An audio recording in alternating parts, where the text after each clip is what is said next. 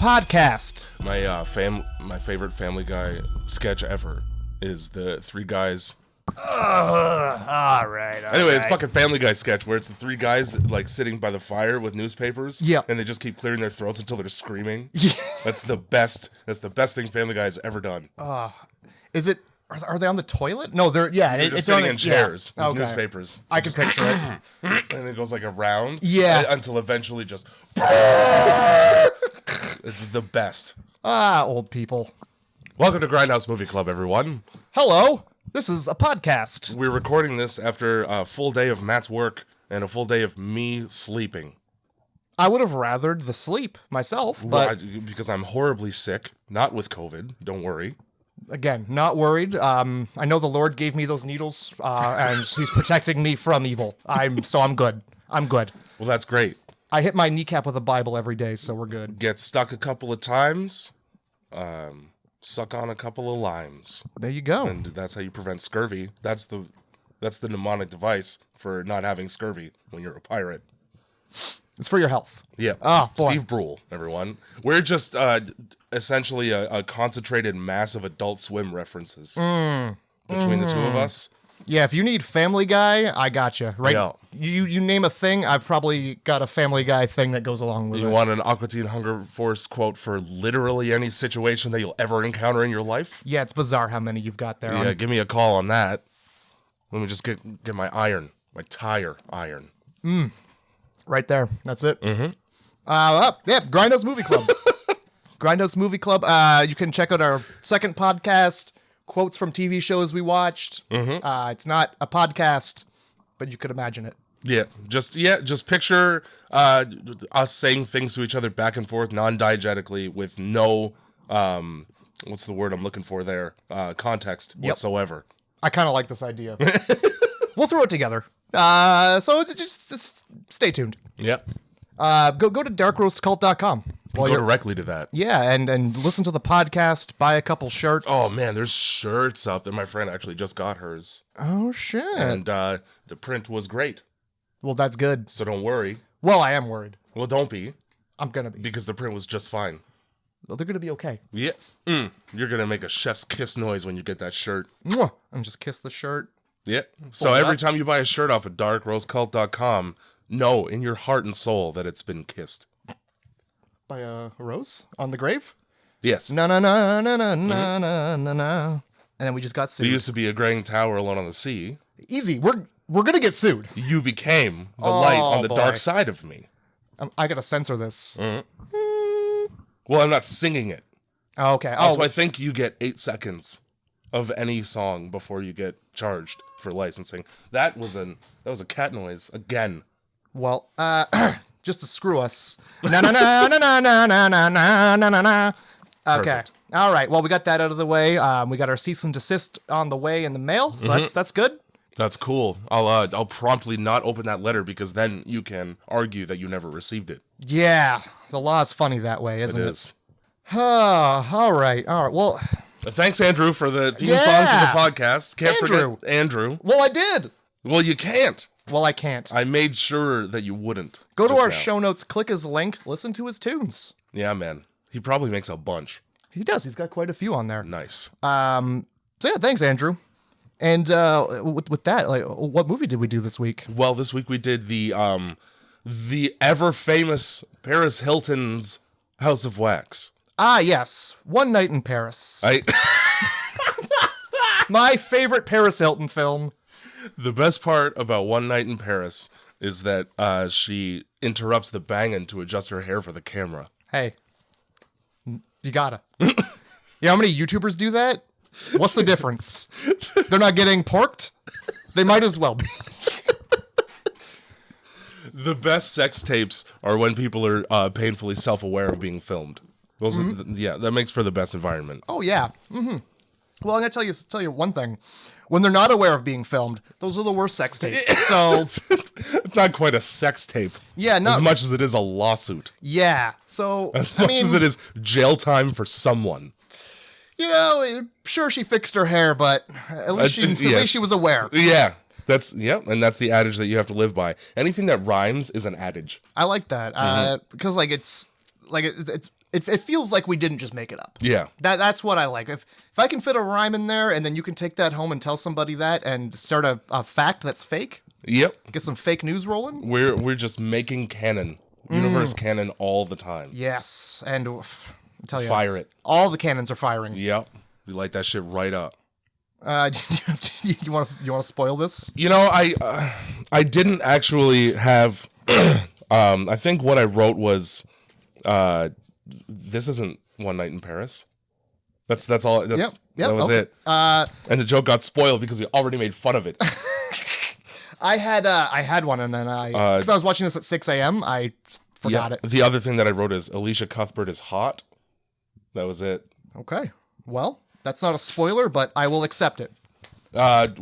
Turns out making people into wax sculptures is not the most popular mechanic. I like that. That's a good one. That's a good one. House of Wax, everyone. I don't think I even have anything to throw at that other than just like, hey man, don't. Just don't. If you're gonna do it, don't. You know. Listen, people in glass houses shouldn't throw stones. People in wax houses shouldn't light candles. Yeah. People in wax houses shouldn't get hot and heavy. For a wax house, there is a fucking shitload of candles in that house. Well, yeah. There's candles everywhere in this house made of wax. Well, look. Spoiler alert: the house is made of wax. The House of Wax Museum is indeed 100% wax. Now, and yet somebody decided that candles were the best application for light. On a sunny day, do we see warping in the house? Do we need I'm John sure Holmes you do. or the Property Brothers to come in and really clean that shit up? Or With global warming, that shit folds up like Poltergeist house in the middle of August. Well, yeah, that's why you just don't. You if you're gonna have a wax house, put it in an air conditioner. Put it inside of an air conditioner. Yeah, you know what I mean. No, I didn't know they made them that big. It's a mansion. It's a Maryland mansion. Fine. Sorry. If you're gonna make a house out of wax, put it in a big old walk-in. Have it. There you go. Build your house of wax in the Arctic. Is the moral of this story. Yeah. All right. Well, look, this we don't need to ruin this movie. It's gonna get though. The movie kind of. There's like 5 pages of notes on here, and it's just me ruining the movie. There's gonna be a shitload of sniffles in this podcast because I'm sick as fuck. That's all right. I'm gonna cut each and every one of those sniffles. Yeah, out. you think so? Oh. Because it's gonna be mid-sentence sniffles up in here. Don't you do it. You let No. that. I want that nose running. I have had a bloody nose in both nostrils for 3 days. Stop picking. It's not that. It's not even that. You can tell me if you. I got the fan on in my room. It makes my shit super dry. Not my literal shit. Nose. And just every morning when I wake up, nightmares. You don't have to be afraid to admit you pick your nose. I swear to God, I'm anemic. Last time I had a bloody nose, it was from picking it. Yeah. And I'm not ashamed to admit it. No, I don't really do that because gross. Oh, so how do you get it out? Farmer's blow. But you want to know the real truth? Farmer's blow. You've got carpet. I go right outside with that shit. And it ends up in the parking lot. Okay, well, that's a far way to go. I'm not there anyway. House of Wax. House everyone. of Wax. All right, how does it start? Well, it starts with you just get thrown right into fucking somebody making a wax face at the breakfast table with a kid who's way too old to be in a high chair eating Cheerios. Yeah, 1974 was a different time. It sure was. You know how you could, before it even said 1974, I was like, this takes place in the 70s. You know how I know? How's that? Whatever this lady is doing, like she's boiling wax and making on a pot. She's doing this whole thing holding a cigarette. Yeah, she is, dude. You like people nowadays, they put them down to do their thing. Sanitary conditions be damned. Yeah. Whether it's a gumbo I'm making or a face out of wax, you know I'm gonna ash in that shit. Well, yeah, that's the whole thing. I think everybody just existed in a mild cloud of ash 24 hours a day back then. That was before we figured out it wasn't good for you. Yeah. Back when the tobacco companies were like, nah, it's great. Just, smoke on an airplane. I don't give a fuck. Smoke on it is smoke in a closed tube. You think thousands of feet in the air. Smoke that fucking thing way up there. Oh, fucking smoke it right up. I dare you. You know what? If everybody isn't smoking, I'm gonna crash this plane. Remember when there used to be smoking sections in like Tim Hortons? Yeah, in a glass box. I remember the that. exact same thing. You're just hotboxing yourself with cancer every time you leave the house. Yeah, and then when you go back into the house, you continue to do it. Well, you know, Yeah. the 70s were a different time.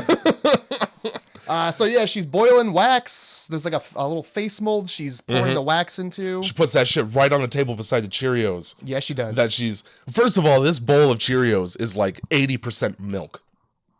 Gross. Yeah, I'm a Your big milk to cereal ratio is fucked. I just like a little splash of milk. I like my cereal to just be wet. Yeah. I don't want the soup. Mm-hmm. If I'm gonna drink milk, I'm gonna put chocolate in it. Yep. And then by the end, you're slurping back a dirty cereal remnant drink. Not always a terrible thing, depending on the cereal. You're not a cereal milk guy? I'm not a cereal guy, period. Fine. Unless you're talking about murder. One time, so recently, I had a sick day, and while I was gone, my boss and the other apprentice that works with us apparently had conversations about me, and they came to the conclusion that if it turned out that I was moonlighting as a serial murderer, it would be believable. Mm-hmm. Yeah. Don't know how to take that, but you also agree. Well, so here we are. I mean, there are times where, like, at night, I can't get a hold of you, man. I text you at, like, 2 or 3 in the morning. Because I'm fucking asleep. I'm glad there was one more word to that sentence. I would hate to interrupt you while you're fucking, but if you're fucking asleep, that's fine. Yep. That's what people do late at night. They either fuck or they're fucking asleep. Those are your options. It's fine options. So, the father to this fucking terrible family. Yeah, this asshole family that doesn't know how to deal with an ornery kid. By the way, this guy best parenting ever in this movie. This dad is a doctor. You fucking wonder why it turns out that they're just killing people and turning them into wax in the town. Oh, wait, no, you don't wonder about that because this family. Yeah. So we've got fucking Dr. Dad here. Yep. Just like basically carrying one of the children out while he's having a fucking, like, a full-on tantrum. Yeah, he's got him, like, by the scruff of the neck, like you hold a cat while it's going wild. And he's like, oh, this thing's being a monster today. And how do we fix that, Matt? How do we fix the fact that he doesn't want to sit still for 5 seconds? Well, they've got these really neat straps. And it's really cool that they come pre-attached to the high chair. Mm-hmm. And if you look closely, these straps are covered in blood. So obviously this kid he's just at the very least straining against these constantly. Oh yeah. So yeah, we got this monster kid, and he's such an asshole that in this struggle, he kicks the table, and the face mold breaks. Oh god damn it! Oh my god, ruining everything for everyone with his I just don't want to time out. And this mom's like Sunday craft ruined. Yep. Ruined. So not only do we strap him to the chair, we also duct tape the straps. Well, yeah, because clearly he's broken out of the straps before, and I don't know what the danger is with this kid running loose, but he's maybe put him in a home. Here's the thing also, not really helpful to duct tape a person to a chair. No. Because they're mad. Because they're mad once. Yeah, no, I don't. I mean, it's not great parenting techniques. Obviously, I'm not a parent. I don't know. Fucking mom's just smoking in the room. There's kids. Also, get a regular chair because neither of these kids are at an age where, like, if you were to put them in like the chair, like a car seat, and you got pulled over by a cop, they'd be like, "Why the fuck is that teenager in a car seat?" Holy shit. These are grown-ass kids, man. They're worried. What if they crash the house? They want the kids to be safe. Oh, my God. Cut straight to, and this is where I'm just going to get it out of the way now. Please. The first 15 minutes of this movie has every popular song from the era that this movie was made in it. You have Deftones right away. Right after that, Disturbed. Oh, yeah. And then Prodigy. Nice. Just bap, like that. Just good soundtrack. I would fantastic soundtrack to this movie. I would download that for sure. I mean, I would buy that if it was on a compact disc. It's weird because like it's 2009. You know, like MP3s exist, but everybody's using CDs in 2009, according to this movie. According to the music that they chose for this movie. They probably just picked up like Big Shiny Tunes 13 and was just like, pop it in. Pop it right the fuck in. Disturbed Prayer, Deftones Minerva, Prodigy Spitfire. That's such a good song. This is a soundtrack to me playing Grand Theft Auto 3 in my basement alone. I like it. Yeah. So yeah, we cut right to a fucking diner. Yep. Paris Hilton's in a diner. She sure is. Let me tell you, everybody in this movie is too attractive. They're too.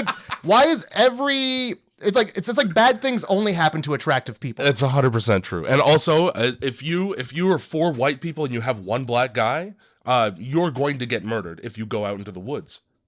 You know, I hate to say you got a point. Tell me that I'm wrong. Find an example of me being incorrect in that statement. That's what I'm thinking. The gears are turning. Mm-hmm. The thing is, I'm just thinking of horror movies, and that's the case. Yeah, it is. Even non-horror movies, there's some shit that goes down when it's that group of people. It's something about that mix, you know? Mm-hmm. That ratio specifically. Oh, boy. Well, 80-20 black. You're going to get attacked. I didn't need the exact ratio, but I'm glad that it rhymed. So, yeah, we cut to fucking Paris Hilton. Just being hot while sitting. Yeah, that's what she does. Mm-hmm. And she just got, not even, it was Elisha Cuthbert who just got, like, the internship at In Style magazine. Yeah, thank God. I'm pretty sure it's a real magazine, I don't know. It must be. That's, also, internship? Just get a job. It's really weird to work for free. In the hopes of not working for free in the future. Yeah, just have that the idea of wage dangled over your head for 6 months while you get coffee for people who are more important than you are. We might hire you. Maybe. Oh, your contract's up. Get the fuck out. Bring in the next coffee person. Every intern, it's just their job to get ass fucked and then go home and wish they hadn't been. It really is. I'm gonna run down the list of people in this movie real quick. Oh yeah, please do, because in my notes it's Paris, Elisha, brother, friend. So let's put some names to these descriptors. Sure. Okay, so Paris's name is Paige. Okay. Alicia's name is Carly, which is, you're already beside Paris Hilton in a movie, so you have there's a lot of expectation for you to be attractive. Yes. Because Paris Hilton's job is to be attractive, and that's all she does. She's also a DJ. And she's a DJ in the same way that me spitting on a vinyl disc is me being a DJ. I'd listen to that. Just that for an hour.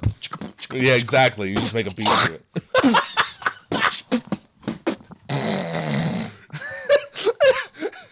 This song's called 21 Spits. 1, 2. I need some water. What's the time signature? So that's Paige and Carly. Brother is Nick. Yes. Friend is Blake. Blake is, by the way, anybody who is in any movie who's ever named Blake is guaranteed to have an IQ of about 4. Are we sure that... I thought Blake was was Paris's boyfriend. Yep, fucked right up. Blake is the one black guy, and Wade is Jared Padalecki. There you go, Wade. Wade has a very Wade haircut. He does. He looks like a Wade in this movie. Somebody makes a comment about it too. What was it? Somebody says something just rude about his haircut. It's like the brother. Yeah. I can't remember what the line was. It's something like a mannequin or like a hairdresser's mistake or some shit like that. Yeah, either way, it's a rude cut. Oh, here we go. Bowl cut. He calls it a He-Man haircut. He-Man haircut. That's because, it is. I think He-Man's hair is a little bit longer in the back. Yeah, he's just got a bob. That's all it is. Yeah. It's a symmetrical bob. The only muscular man on Earth to ever have a bob and pull it off. Well, yeah, you're not saying shit to He-Man's face. No, you can't. He's going to pull that fucking sword out, and he's going to tell you he has the power, and then he's going to show it to you. Yeah. I was going to say he's just going to Whatever happens, happens. I was going to say he splits you down the middle, but that's also not great. So yeah, we got So Blake is in Final Destination 3, I believe. That's a roller coaster one. He gets his head sandwiched between 2 dumbbells. Okay. Carly is Elisha Cuthbert. She's Elisha Cuthbert. She used to teach me science at 8 a.m. in the morning. Yeah. As opposed to 8 a.m. in the evening. Paris Hilton is Paige. That's just Paris Hilton. Nick is in nothing discernibly that I could tell. I remember his face, but I don't know where from ever. All I know is that he has a red hat on. And at some point the hat comes off and I can no longer describe him as Red Hat. So...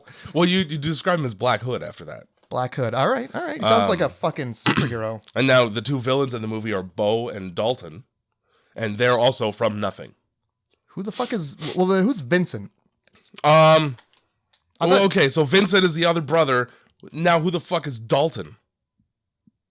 I don't... There's people in this movie that just seemingly don't exist. You're pulling names out of nowhere here. I must be retarded. Hey, man. Well, some people are. So, yeah, they're all sitting at this diner planning out their big road trip for the weekend. It's been 22 minutes. We're 5 minutes into this movie for the podcast. Good. This has been the longest movie we've watched yet, by the way. It's almost 2 hours long. It might be the longest podcast because, again, notes. Hey, plenty man. of them. So they're going on a road trip, and everybody's pretty bummed that Elisha Cuthbert's brother and friend are coming along. You know why? I know why. Dalton is that's the guy. See, I forget about Dalton because the movie forgets about him. He's Red Hat. He's Red Hat. Okay. Yeah. He's Red Hat, weird voyeuristic peeping Tom camera. Yes. Yep. That's him. And he is also in Scary Movie. Okay.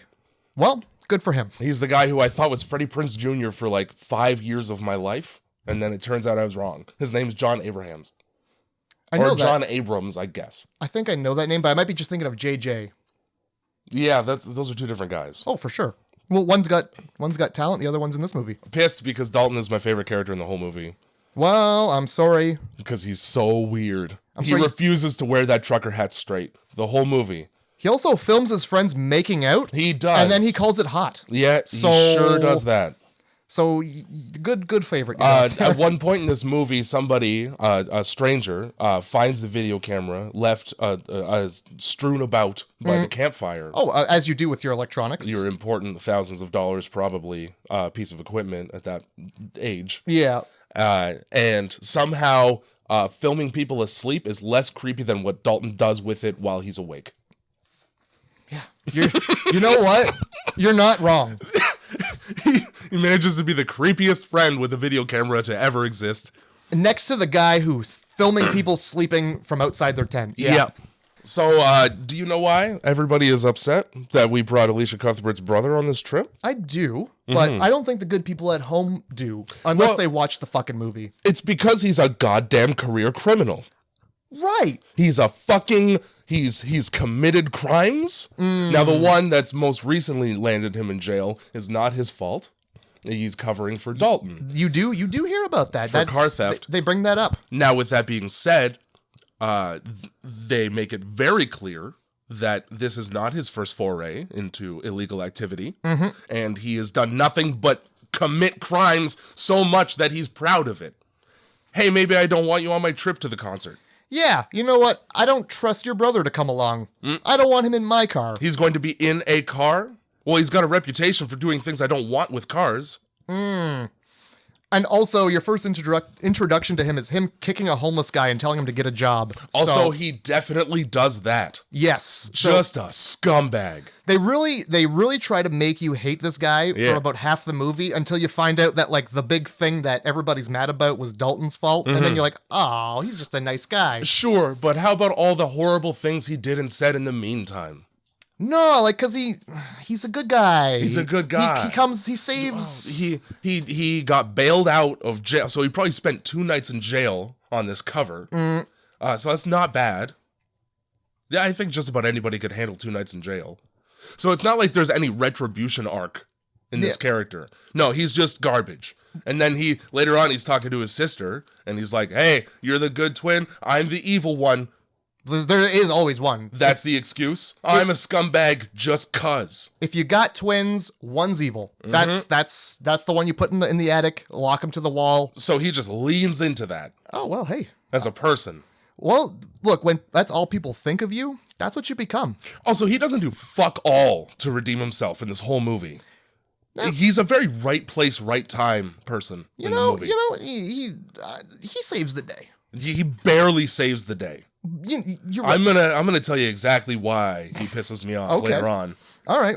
But dear God. Well, how about we get to the comment where he arrives at the table and then he's like, I don't know what they're saying, but he's talking to Elisha and he's like, hey, now your body's talked enough for the both of us. What the fuck does that mean? What does that even mean to your sister? This guy makes a couple comments that are really out of place and they're not meaningful and like he's just like they make him seem like a piece of shit. Like they've written him. It seems like they've written lines for him that are just like vulgar for the sake of it. But there's still no context to that. Yeah, your body's talk. First of all, I mean mouth. But what are you trying to say in front of all your sister's friends? Hey, you big slut.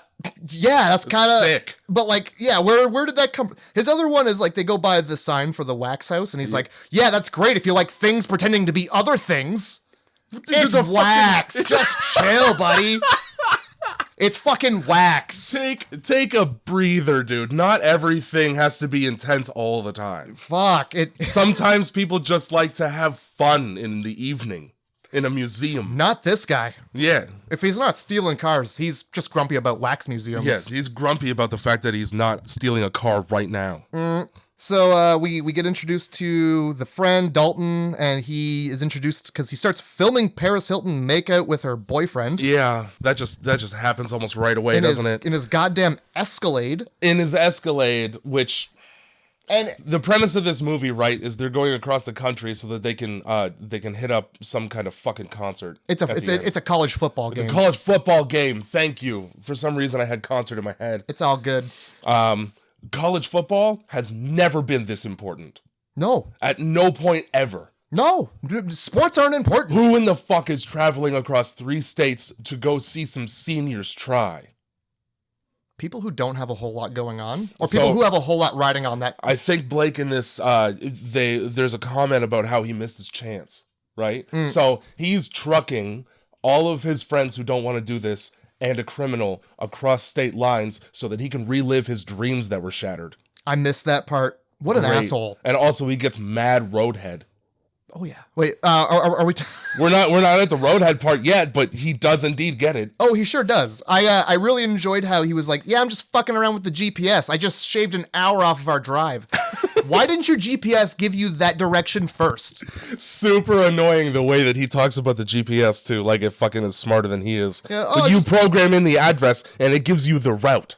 That's how GPSs work. I've just been fucking around and I think I know better than the GPS. I shaved a whole hour off. Also, during that whole scene, like, he's just ignoring Paris Hilton, who's his girlfriend, because he wishes he could rap good. So, bad boyfriend, right away. Well, I mean, he's not a great boyfriend for the whole film. But I feel like he does redeem himself for a second or two. He does for a bit. Also, I found a shortcut, famous last words. That's the foreboding. The GPS in this movie is the harbinger. Whew. Damn. So immediately road trip, detour. Right away detour. Yeah, peace. So, and they turn off the road and like, well, I hope this guy knows where we're going. Hope he doesn't get us lost. It's a detour. Yeah. This is not his fault. He's doing the best he can. He's doing what he's told. During that whole drive scene, there's just tension in the car between Carly and Nick for literally no reason. Well, they're brother and sister. They're mad at each other. Oh, that's it. Yeah. I don't think siblings quibble. That I don't have a sister, so I imagine it's like that all the time. Oh, okay. Well, I'll ask my younger brother what it's like. I can almost guarantee you that it's not going to be that. Well, how often do you drive with them in the car and watch your friends suck a dick? There's going to be some tension. So like, he's getting, first of all, for no reason seemingly. I think it's Wade that's driving. It is, right? Yep. And then it's Blake in the Escalade. And he just goes up alongside Blake in oncoming traffic for minutes. Such a thin road. Thinnest road. Tiny. It's a one-car road. It's you pull to the side when another car comes. It's that kind of road. It's a one-car road, and you're making it impossible for any other car on the road. So endangering the lives of every passenger in the vehicle. Yep. So that Dalton can film Roadhead, and then somehow Blake and Paige are both upset that they're being filmed, despite the fact that they've just been fondling each other the entire movie so far. Here's the thing. You know how, like, when people say, if you don't vote, then you can't complain? Yeah. Hey, if you're basically fucking out in the open, if people are watching, you can't say shit about that. Yeah, I feel like that's a whole thing that people like to do, where they get on the highway and you're like, let's put on a show for these truckers. Yeah, that's bad. Yeah, it is. That you're distracting everybody. I'm going to make a point here. Yeah, go ahead. An Escalade, so what's his face is in the Escalade. Yes. Blake's in the Escalade. Yes, he is. The other vehicle is a Dodge Charger or Challenger. I'm not sure. Okay. Very short car. Escalade's very tall SUV. Muscle. Yeah, muscle car, very low to the ground. Yep. Looking out the window you're not looking up to the window. Yeah. But if you were, to see the top of Paris Hilton's head sucking a dick, that's got to be the biggest fucking dick. Because, like, her head would be below the window. And, like, when she's miming it, it's like she's going a foot up and down, too. Yeah. He's got a hammer. A sledgehammer. I don't know if they meant for that to be what we're looking. But it's a fantastic point. Yeah. If you're looking out the window of a Charger or a Challenger, any muscle car, at an Escalade that you have to step up to get into, you're not seeing nothing but the guy's head who's driving, just the top of it. Yeah, so clearly, dude's got just a fucking meat stick. Yep. That she has to, like, take the top part in. That's it. I'm trying to be as the least bit crude as I can here. But she's just working the head. There you go. It. There's no shaft work at all. That's why her hands aren't visible. Well, she's looking for her lip balm. She dropped her lip balm, and it rolled all the way over there. So to my point earlier, during this time, first of all, we're driving to a college football game. Let's pack our camping gear. Hey, you never know. Who makes that illogical step? Also, like, what do you... It's going to last an afternoon. You plan for, like, 3 days? I'm wondering, like, they brought big fucking tents, too. Like, yeah, they did. I'm wondering if it's, like, they had planned to stop somewhere? It really seems like they didn't, because they just chose a spot near the road. Yeah, they just chose someone's fucking property. And then got surprised when a truck pulls up, wondering why they're there. Yeah, they didn't go far, because at the point where they're turning onto the detour, it's already... the sun's going down. It is. So they pull over and it's dark. Yeah, so they were driving for like 30 minutes. Okay, let's camp out. I'm tired. Well, hey. I just got sick dome, and I need to take a nap. What a fucking road trip. We'll do the next half hour tomorrow. Holy goddamn fuck. So as you do as a failed college football player, you gotta play some catch with your friends. Oh, dude. At the campsite. Throw the pigskin. Yeah, and during this time we find out that they don't even have tickets to the football. They're banking on scalpers at the college football game. They don't even have tickets. Why not? Where are you going with our tickets? This trip has been orchestrated. There's 6 people on the trip. You literally planned everything, but nobody thought to order tickets on StubHub for that shit. StubHub. And then, like... I just now realized what that website is for.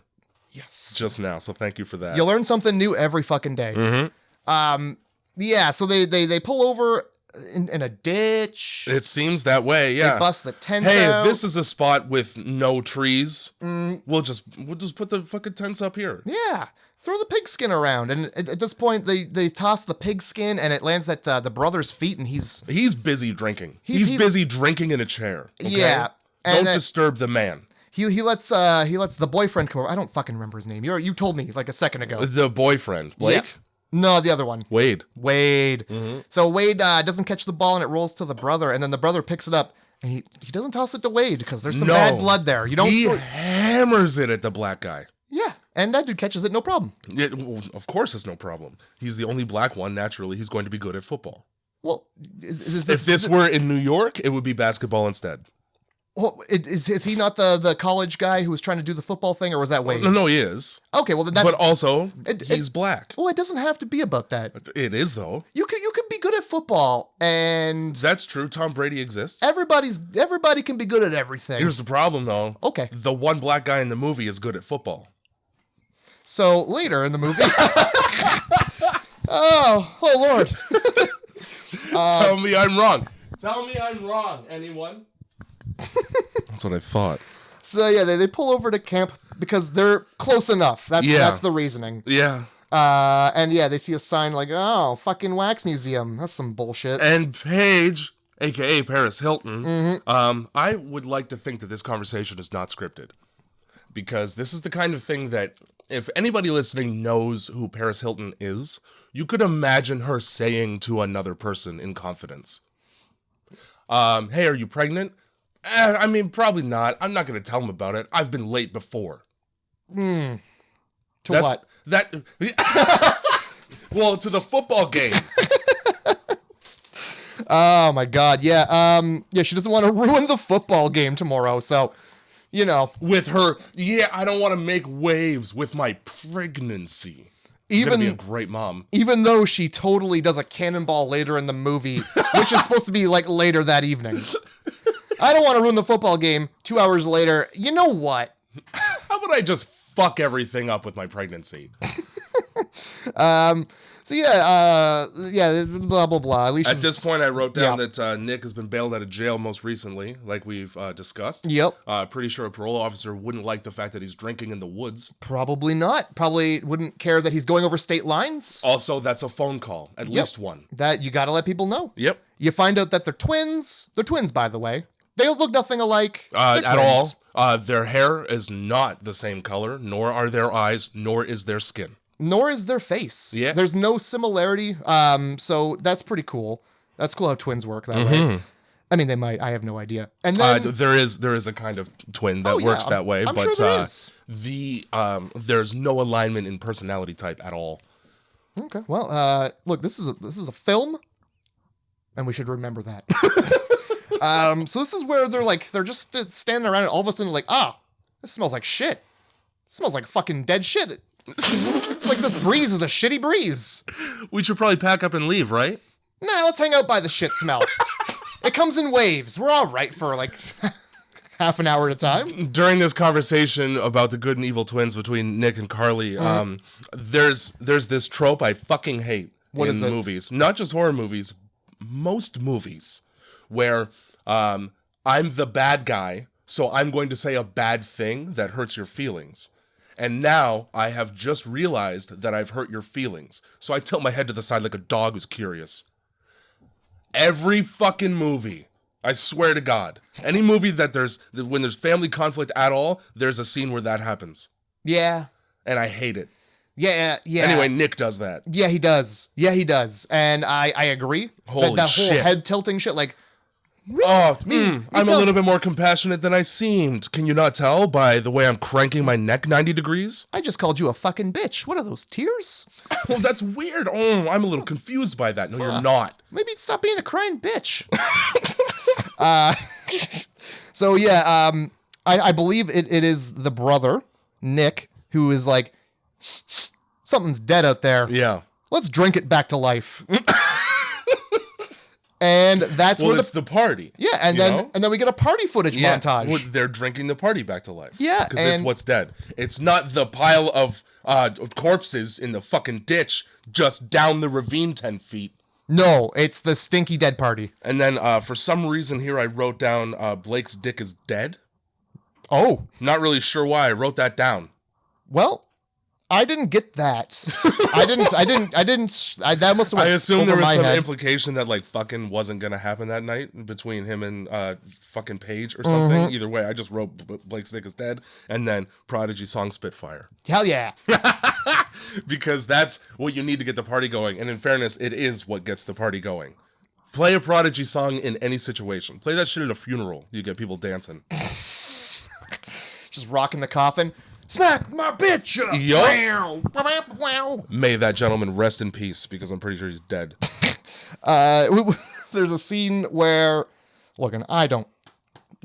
this is an old movie. Mm-hmm. It's really not that old. But 2009. I mean, they use some language. That's 13 years. They use some language in this movie it's not acceptable. I mean, they do indeed. They make over the camera guy, and he comes out wearing a pink shirt. Mm-hmm. And those Elton John glasses. Sure. Mm-hmm. And I don't know who, but somebody says, he looks like Elton John, but gayer. Mm-hmm. That's offensive to Elton John. There's nobody gayer. First of all, you're right, which was going to be my point, which is like, you would have to manufacture something in a lab in order for it to be gayer than Elton John. And he is the gay man. In the nicest way possible. One. Oh yeah, no, it's full praise. Yeah, but he's the one. Yeah, when you think it's either Elton John or Freddie Mercury. Those are the two gay men. Period. And putting on a pink shirt and sunglasses doesn't get you to that level. Does not the gay man make. You got to do a lot of stuff. Yeah, mouth stuff, probably. Oh boy. So this truck pulls up randomly out of the woods, high beams a blast right on campers. Guess what? Leave. Hey, a truck pulled up. We're probably on somebody's property because we just stopped at the side of the road and this looks like property. We should go. That would be a reasonable thing to come to. You know what the opposite of that is? Well, it's probably what Nick does, I think, right? When somebody goes, are we trespassing? And then Wade says, I didn't see a gate. Wow. Because everybody knows that if you're a homeowner, you have a gate. Well, yeah. You can't be one without a gate. Gates keep everything out. That's the marker of somebody like ownership of land. Mm-hmm. You have to have a gate. What's hilarious... When I was in California, I saw Johnny Depp's house that he was building. Mm-hmm. Dude just had a gate. It was just a gate? He just had a big gate with a JD on it, and there was no house, no fence. Doesn't matter. Just a gate with a laneway. Yeah. He could fucking go to sleep on the grass with nothing. It's his house. Yeah, he's just got a shotgun, and he's just rocking in a chair like, you better keep off my property. Take my fucking bracelets off. I'm going to get you. So the answer to... finding out that you're trespassing is not to stop trespassing. It's to chuck a beer bottle at a headlight. Hey. And break it. That cut their problem in half, because it seemed like their big thing was like, hey, those are bright. You mind turning your brights off? That's true. So he took care of half the problem. When you yell at a guy in a truck and you get no response, don't keep yelling at the guy. Mm-hmm. Mm-hmm. Also, you're in the middle of nowhere, and it's a truck that looks like the truck from Wrong Turn. Leave. It looks like the fucking Jeepers Creepers vehicle. It sure does, and it behaves similarly. Yeah, in its rickety jalopy way.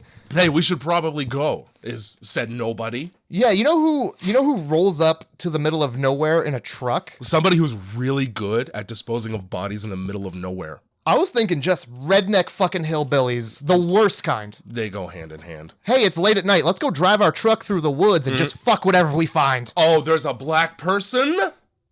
I wasn't going to go that far. I wasn't going that far. They probably would have. Oh, boy. So, yeah, they just...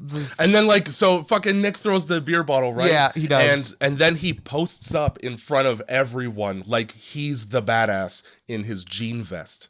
Yeah, hey, you want another bottle? Denim vest with a hood. I'm a big, bad man. Have you ever worn a denim vest with a hood? Now, I would love to. Oh, you feel like fucking Ghost Rider, man. Totally glossing over the fact that person is in a vehicle that could easily run down literally everybody because they're standing in a row. Mm-hmm.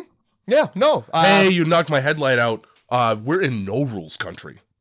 Yeah, I feel like you're far enough into the woods.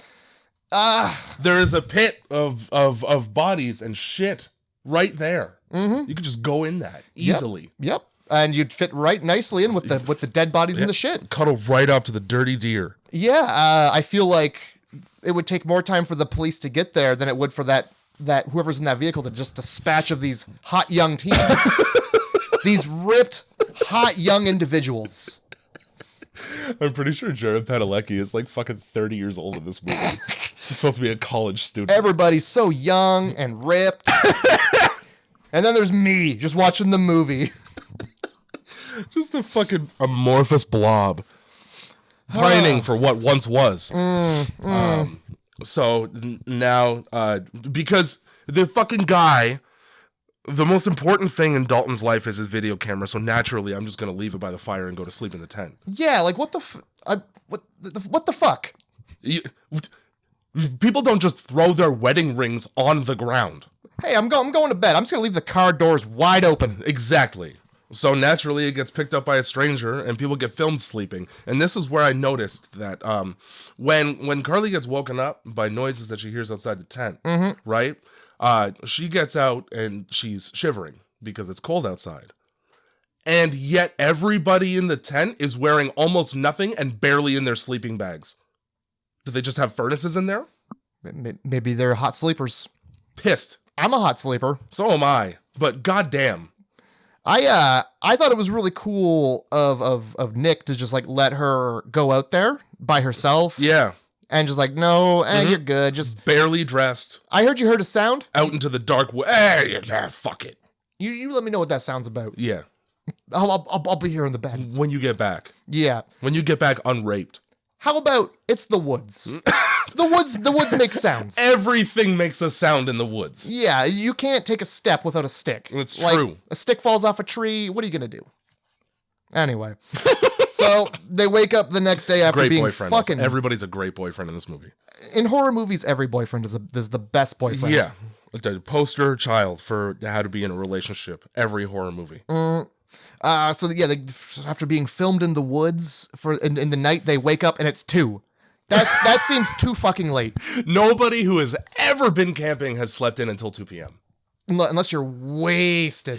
Even then, I went to the Canadian Shield with a bunch of my friends, and my one friend Joe in particular got quite drunk, and he woke up bright and early to dry heave. So it doesn't matter.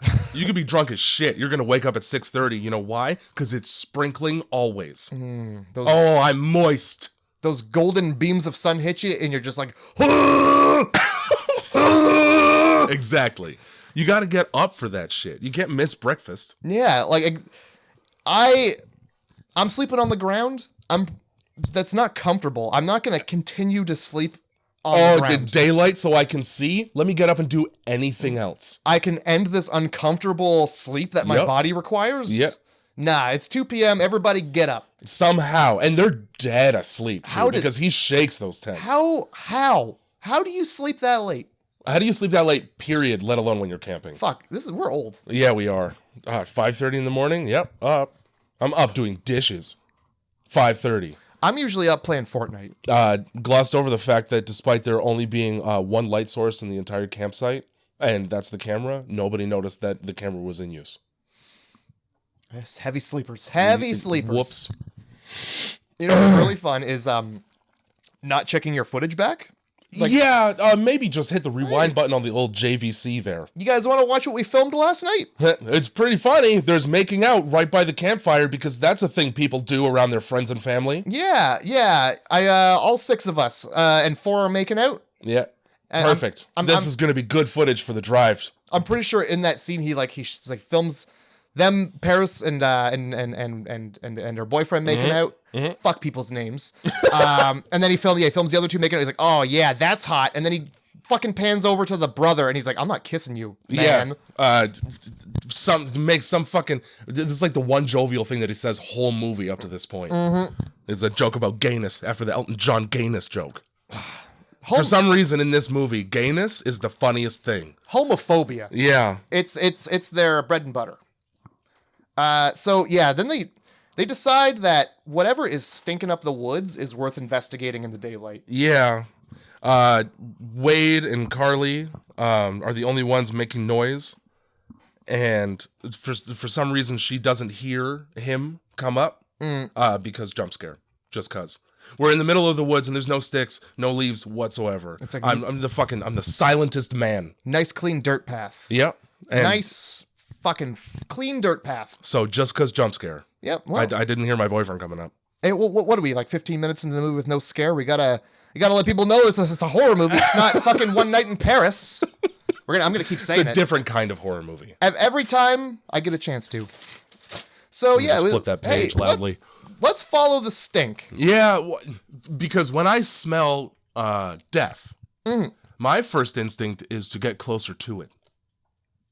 I think any reasonable person would have that same reaction to the smell of death and decay. Yeah, and coming from the woods, too. Coming from the dirty, dark woods that we just mishapped around. We just found it. This sounds like a secret that you don't want to know. You don't really got to know, do you? Also, I wanted to point out what exactly are the sleeping arrangements, because there's 2 tents. Blake and Paige have 1 tent. See, I was wondering that, too. Now, so who gets middle? Who gets middle in the Carly Wade and Carly's brother tent? Well, here's the thing. The Paris Hilton's tent is a fucking mansion. First of all, yeah, it is. Well, you got the ex-college star in Paris Hilton. And in anywhere, it's got to seem like a hotel room.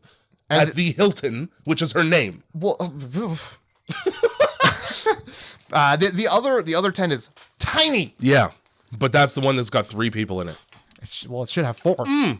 That's not a 4-person sleeper. Matter of fact, 4. You're right. I keep forgetting about Dalton. How could you forget about Dante, Dalton, Dingaling? I don't know what the fuck his name is. how and like when Carly gets up in the middle of the night because she hears a noise, all you see is Wade. Where are Nick and Dalton? Spooning in the back of the car? I got to assume they're in which means they weren't down for camping. Oh shit. They got dragged then. It didn't seem like they got dragged. They were that maybe the camping was dropped on them last minute and like, well, we didn't get time to get a sleeping bag. I bet they just slept in the fucking chairs. Which is less comfortable, the chair by the campfire or the back of a Dodge Charger? Blake's not letting them sleep in the Escalade. Oh yeah, no. I honestly would say the Charger would be where I would want to sleep because I could spread out. At the very least, you wouldn't get attacked by bugs in the middle of the night. Yeah. That's a huge draw. That's a big plus for me. Yeah. So, they also find out that their cars have been tampered with. Yeah. Well, I wonder what the reasoning behind having your car fucked up would be in this situation. It's probably not because you fucked up that headlight. No, that doesn't make any sense. No. I ruined somebody's vehicle. Surprise, my vehicle is now ruined. Now this is odd. This is beyond me. I don't understand. Doesn't make a lick of sense to me. You know how fan belts just snap when the car isn't moving? It's very weird how this fan belt just snapped. Also, I didn't put it together at the time, but the guy knew it was a 15-inch, and he promptly got rid of all of his 15-inch fan belts on purpose. I didn't. Right it's over my head. It's the one that was missing. Yep, right over my head. It was deliberately missing. Motherfucker.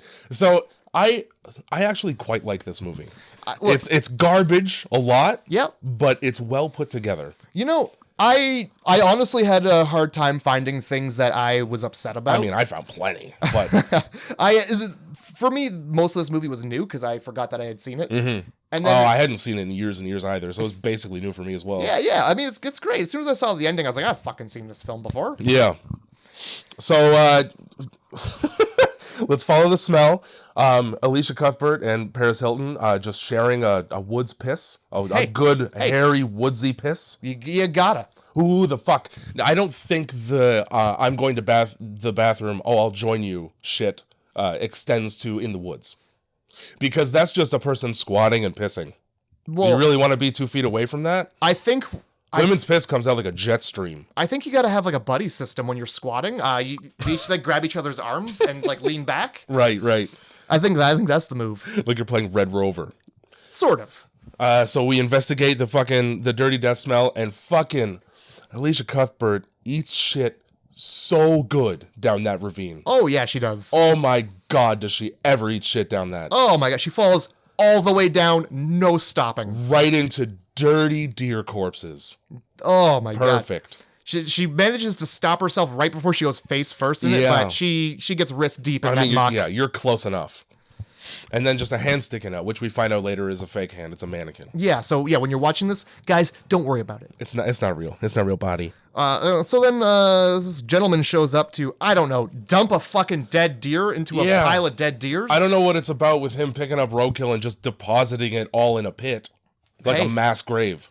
Yeah, I really don't think that's the way things go. That's just country folk behavior. Yeah. This is how we do it out in the old country. I do a horrible hillbilly accent, obviously. That's probably for the best. Yeah, it is. I feel like when you pile a bunch of dead things there, you're just asking for like bigger things to show up and pick through it. 100%. In the woods, it's bears all day there. Bears, wolves, coyotes. Any of those horrible things that can all kill you. Some other new thing, I don't know. Some combination of all three horribly. Bigfoot, Wendigo, Skinwalker. They're all out there, man. They are. And you know what they're attracted to the most? Piles of deer. So, yeah. My fan belt's broken. Let me ask the man with the brown teeth dumping deer into a pit for a ride into town. Does that sound like a good idea? No, I'd walk. Yeah, fuck yeah, you would. Especially because they drive for about 10 minutes. Yeah. That's an easy walk. I'm not going to sit in the dirty deer stink truck, thank you. I would rather not. And then also the guy can't stop eyeing my girlfriend. I thought it was a weird choice that he made her sit in the middle.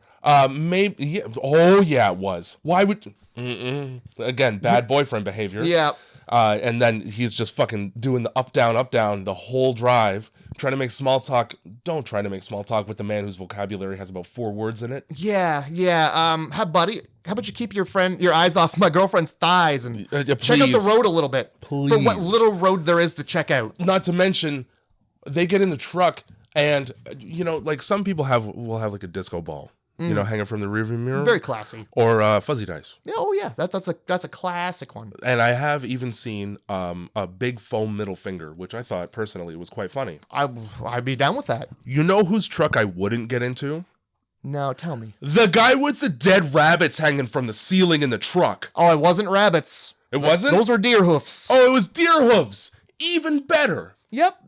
Trophies from his many crimes. Yeah, trophies it doesn't...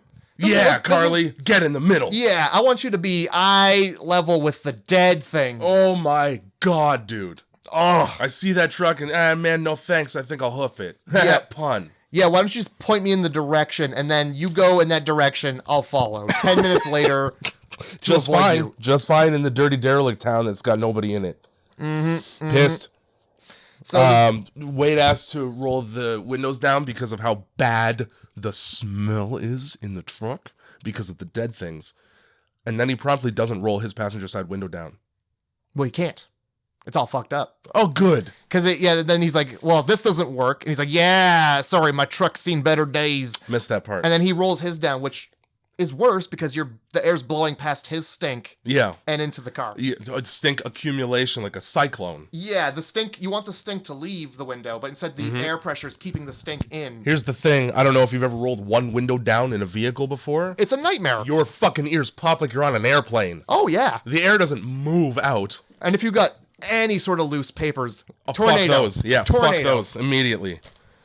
Oh my God. So they drive this fucking murder machine, this fucking... With the guy talking about picking up roadkill so he can eat it because he's hungry. Yeah, this roadkill jalopy. He's like, this guy's job is to clean up the roads when there's roadkill, but he makes a point of being like, yeah, if it's fresh, I'll just fucking eat it. Worst.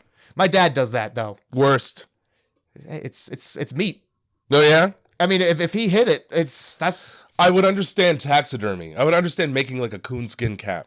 No, but man. It's going to taste like tire. Not if you hit it with the bumper. if you run over it, yeah, don't. But like if you like bumper. If you smack into it and the deer just like busts its neck and dies, like how's that different than shooting it? Fucking because when you shoot it, you don't have to pick the ants off after. Sometimes, well, I mean, the deer still hits the ground. It doesn't die standing up. Anyway, this fucking hillbilly's a red herring. Yeah. Because you think he's the villain in the movie, and then it turns out he's just a nice guy giving them a ride. Is he? And, I mean, yeah, because he doesn't do anything bad aside from deposit roadkill. Yet. Or ever. He's in the movie later on, all he does is wave.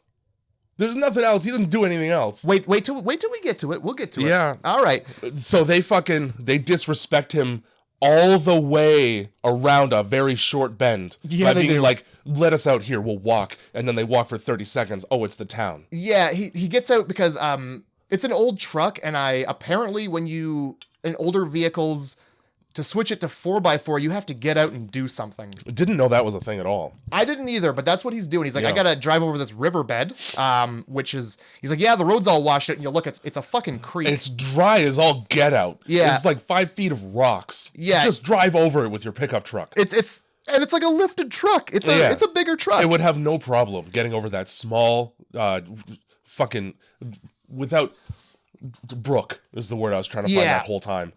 Well, so this whole ride, this guy's been eyeing up his girlfriend, and that's just fine. Apparently. But when he asked him to get out of the vehicle to switch his vehicle into 4x4, That's the last straw.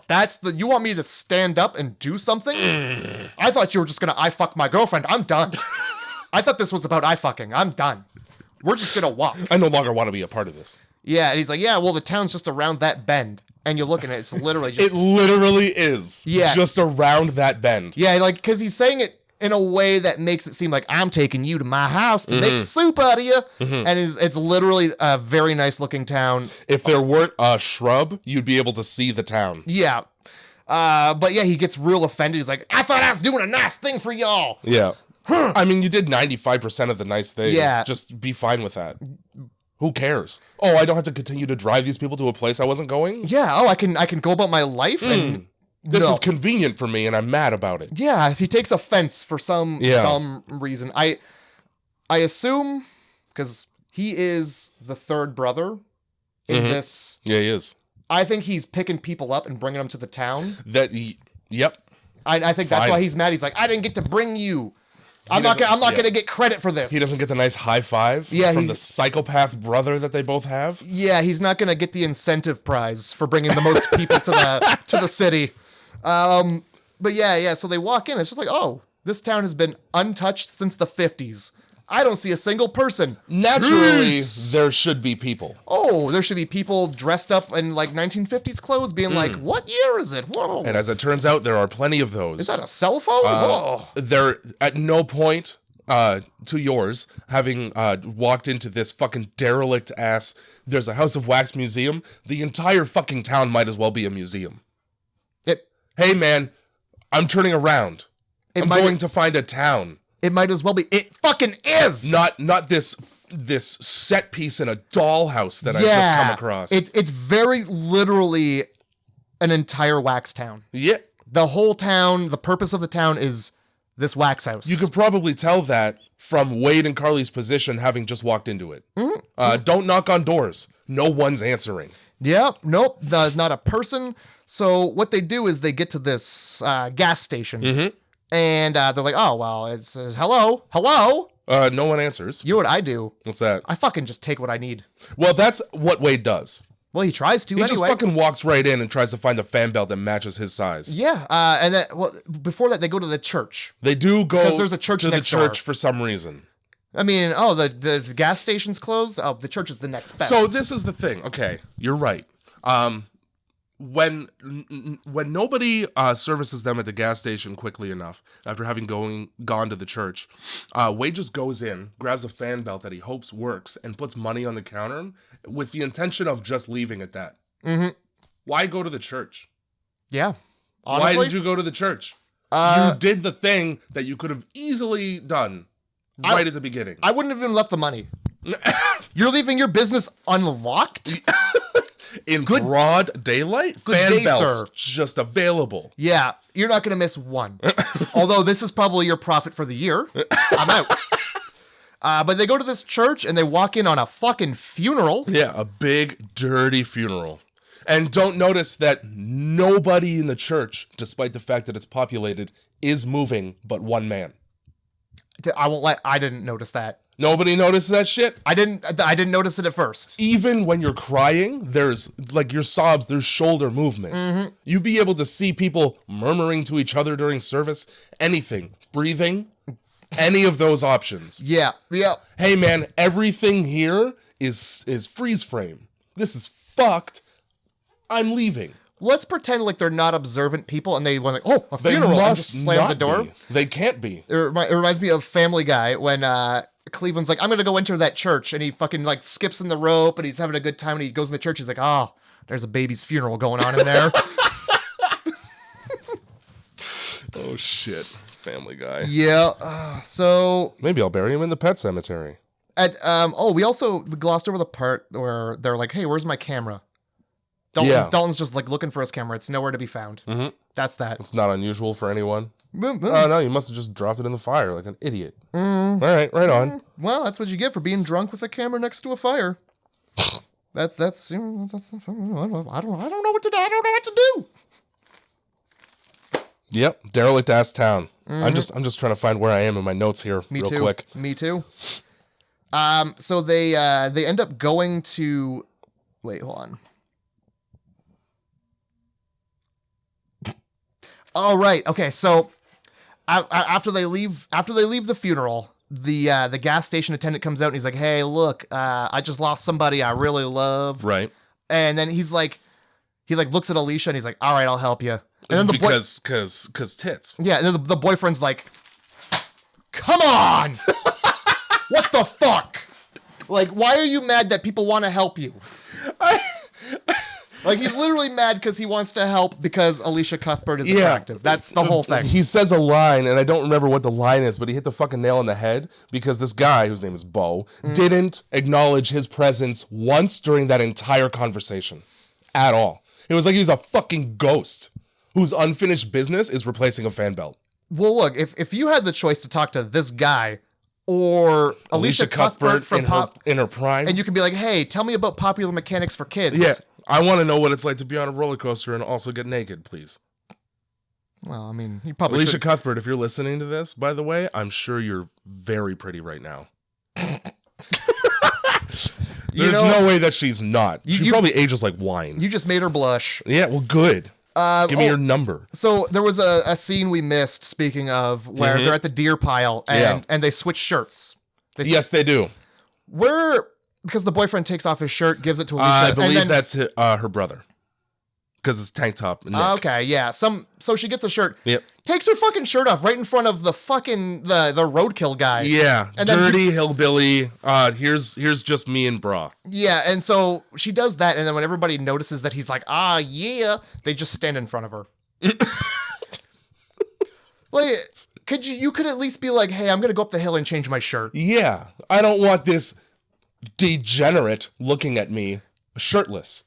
So let me get some privacy here. Nah, we're just gonna fucking take that shit right off, right in front of you. That's like the most action he's seen in a year and a half that wasn't made of wax. Yeah, yep. This guy, by the way, the whole time, remember the Friday the 13th remake that Jared Padalecki is also in? Yeah. And at the beginning, there's a hillbilly with a mannequin in an attic that he makes it very clear that he's banged it. I don't remember that part. It's when Jason shows up for the first time, and he doesn't have this is where he gets the hockey mask, I think. Right, because it's the remake. Yeah, I do remember this. So this fucking guy, which it might as well be the same fucking guy that's in this movie, just goes up to the mannequin, fondles a titty, and goes, "Remember that night we spent together? The one where you took my virginity?" Yeah, same vibe. Exact same vibe. It's basically the same movie. Yeah. So after I forget if he's like, hey, I'm gonna go back to my house or something. I gotta do something before I can help you, which gives them time to go check out the House of Wax. Yeah. He has to do something so that they can go to the wax house. Yes. Because if they don't, what's this movie for? Exactly. So they go to the wax house. We need a reason to get them into the wax house so that the movie can continue to be one. Yeah. So they walk up to the House of Wax. Because who the fuck in this small town is just gonna go in there? You know what you're gonna see? Based on the architecture surrounding, you're gonna see a bunch of fucking melted statues in that shit. Yeah, I mean, you're gonna. Nobody's been tending to any part of this town. Why would they maintain the wax? Yeah, you're not wrong. I'm sure you're at least gonna find somebody who is trying their best. And the first thing Wade does upon entering the wax museum, what does he do? He tries to burn it down with a lighter away. They disrespect the most disrespectful thing that you can do in a wax museum is light a flame. He doesn't even hesitate. Hey, what would happen if I just torched this? And then there's a dog there, and he's like, look at this dog. Yeah. And the dog doesn't move, and then the dog's alive. The dog is not even breathing. It was definitely a statue until they cut back to it. Yep. And then they transplanted a real dog in there. Also, during this scene, you get to see Vincent, the masked brother, just waxing up some titties. Oh, yeah, he's just waxing those titties right up like it's his job. Because it is. Yeah, he's... Also, on the... just waxing those fucking titties. Waxing those titties, making sure the areolas are nice and symmetrical.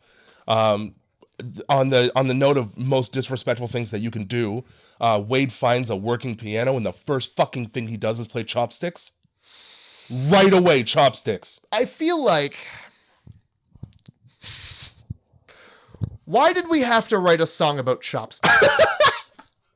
I think it's... Some old man sat down... theoretically you could play it with chopsticks. That's what I think. Yeah, but like some old white guy was like, hey kids, listen to this. and doesn't it make you think of Asian people? He's like, that thing was like, I as a kid, like this is racist. This is just racist. Yep. That thing where you go like, Chinese dirty knees, look at these monies, please. Yeah. My uncle taught me that when I was a kid. That's the same thing. It is. Chopsticks is that. I eat it's with the chopsticks. Musical equivalent of Chinese, Japanese dirty knees. Look at these. Do you eat with chopsticks? Try out these chopsticks. If I am eating appropriate food for chopsticks, I'll eat them with chopsticks. How's that for an answer? You better try out these chopsticks right the fuck now. Again with the Family Guy. Ricey, ricey, rice. No one like rice cake. We know you don't like rice cake. Some people like rice cake. Just littered with racism, this movie. Oh, boy. Yep. So, they go... you get Vincent looking in the window. Vincent, from here on out, is Wax Bro. For some reason... That's what I call him. I call him Wax Bro, and then I call the other guy Gas Bro. Wax Bro! Wax Bro. He does good work. Yes. You saw those tits. He does good work. He's the guy you want at your bar mitzvah. Yeah. For some reason, Wade leaves. I don't remember why he leaves the wax museum, but he leaves fucking Carly inside the wax museum, despite the fact that she's horribly creeped out by wax figures. It's because she was like, I fucking saw somebody. And he's like, I'm gonna go look. Yeah. Stay here. He finds the cellar door, pulls on it. That's the whole thing. My girlfriend goes, I saw a person outside looking in that looked horrifying. Because Wax Bro looks horrifying. Mm-hmm. As a boyfriend, I go, cool, stay in the thing you're afraid of house, and I'll go outside and leave you by yourself in it. If I don't come back, you're an adult. What am I to do? And so that entire thing just facilitates the jump scare upon Wade's return. Mm-hmm. That's it? Yep. That's why he was out there, and that's why he came back in. Great. Yep. There's at some point Elisha walks up to like some wax sculpture, and when she looks at it, it's disgusting. Oh, it's bad. And she's upset. Yep. And she breaks it. Mm-hmm. And then I forget if there was guts in there or not. I don't believe there were guts. I think it was like maggots and grossness. Okay, so guts. Old guts. Well, yeah. Okay, I wasn't sure because it becomes a thing later where it's very apparent that these are people. Their guts are in there. Yeah. But I feel like this one fell, smashed open, and it was just nothing. There was no evidence of human remains. I think it was just, grossness. Which is weird, because why is there one wax sculpture amongst all of these wax folks? Well... Why is the one... Here's what happened. So you look at this wax sculpture. Yeah. Face is fucked up. This was the first... This is the one that's got, like, the fucking frog eyes that are looking in two different directions. Yeah, and the mouth is, like, crooked. Yeah. This was his first attempt at making like a wax figure. And he's I'm going to just do this with people. I'm going to start with the person. It's way easier with the people inside. Yeah, if you already have the person, you just put the wax on top. You don't even put it on top. You just sit them down in a chair and spray wax like a fucking saw trap. Yeah, and so that's my. I think that's what happened. It's like he's like just like fuck. This is different. This looks like shit. I gotta come up with a different way to do this. Yeah, Elisha Cuthbert just happened to hit the one failure before he realized his method. And then so after that, they run back to the gas station to get the fan belts. And then he gets caught stealing. Yeah. And that's when he's like, oh yeah, I keep that size fan belt up at my house. Red flag. Whoopsie, you run a gas station mechanic shop and you keep the one fan belt I need in your home? Hey man, I'm just gonna make the 16-inch work. Oh, for you sure. You already was going to try. Hey, I gotta piss. Where's the bathroom? Oh, it's in at my house. It's right in my house. So, the only bathroom in this whole town is in your house, eh? Guess what? I'm just going to walk 20 feet that way to the tree line, and I'm going to use the bathroom. Oh, yeah, you know what's I'm going to use the freely available bathroom. Oh, yeah. Literally anywhere I look. Yeah, go to your house, and I'll wait outside for the fan belt. Yeah. I'll be pissing. pissing. Eat a hot load of shit if you want me to come into your house to piss. Yeah, sorry, I'm pissing on your front lawn. You're the one person that I've seen in this entire town, and nobody else is in it. I can piss anywhere when you blink. I'm just going to do that. Yeah, it really doesn't matter where I piss. Because what are you going to do? Yeah, I'll piss my pants in front of you before going into your house. You're going to ask me to leave? Call the cops. Cool. Call the cop. Call the mayor. call the wax figure. Yeah. Like, and at the end of this fucking movie... Use the wax phone, probably. At the end of this movie, it wraps up nicely with a cop being like, yeah, so... This place isn't even on the map. Yeah, it's just a fucking tourist attraction. It's not even on the map. We couldn't find it. We don't know people are up here. That's why this could happen. The only authority in the entire region doesn't even know that the place exists, and all you have to contend with is a priest and his brothers. I'm taking every fan belt. Oh, yeah. I'm taking every single one. I'll make a car out of fan belts. I'm throwing rocks through windows, man. Disrespect your surroundings. Stop me right away. I dare you. What's this, a giant art project? I'm gonna fuck it up. Yeah, my intrusive thoughts tell me to fucking put my foot through this. Fuck your art. You're gonna have your art out here for anybody to touch? This is what happens. Oh my fucking God. So, yeah, they go to his house. Yeah. We cut back to Nick and Dalton just chilling. Two guys pissing in the dark woods, 5 feet apart because they're not gay. Hey, you gotta make sure it's the buffer, the piss buffer. I don't remember what that scene was about. I just made sure to write down that funny Vine reference. I'm glad you're keeping that reference alive. By the way, that's Anthony Padilla from Smosh. That's his video. Thank God it is. That's probably the funniest thing he's ever produced. I didn't know that was... Shout out, Anthony. Turns out you're the funnier of the two. Oh shit. Leave a comment below if you've got a different opinion. You can't leave a comment. That's the funny part. So I mean, if you have a SoundCloud account, feel free to leave a comment. 3 people have done that. I'll read them. I read them all. Oh, fuck yeah. They're real easy to read because there's 3 of them. Whenever there's a comment, I'm like, wow, a comment. It's always a fucking surprise. Every time. So, yeah, it turns out, I forget where this information comes from, but the wax artist's husband that you see at the beginning of the movie, he's a doctor from the city who lost his job because he was doing surgeries on the side. Yeah, that's a bad doctor. And if you have to do surgeries on the side and your job is to do surgeries, that means you're not very good at them. Yeah. And then the wife has a cyst on her brain, and that's not... I don't know why they included that in there, because she's not in the movie. You don't see her go wild or be a crazy person. She's just filling a mask with wax. Yeah, her job is to smoke cigarettes near kids. Yeah. I think this is just all Bo doing exposition for its own sake in order to continue walking them up to the house. Yeah. That's it. Yeah. So you don't have to give me your backstory. No. All I have to do is piss and give me the fan belt, please. Yeah. Oh, yeah. I don't need to know the whole history of the fucking town from Dead Silence that I'm in. Yeah. Do you think that I care? I do not. Dude, I care about one thing right now. It's emptying my bladder. I care about this until I've got a fan belt and just pisses on the ground.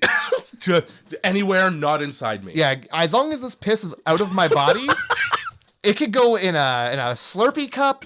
It could go in a gas tank. It could go in a butt. I don't care. A spittoon, probably, because you have one, I'm sure. Oh, look at that Any house. of these options. There's a spittoon in every room.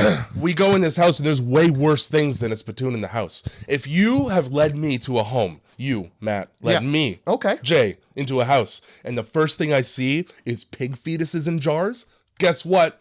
End of me in that house. I don't want to be in this house anymore. You're not going to jiggle them around and disrespect them? I'm certainly not going to pick them up.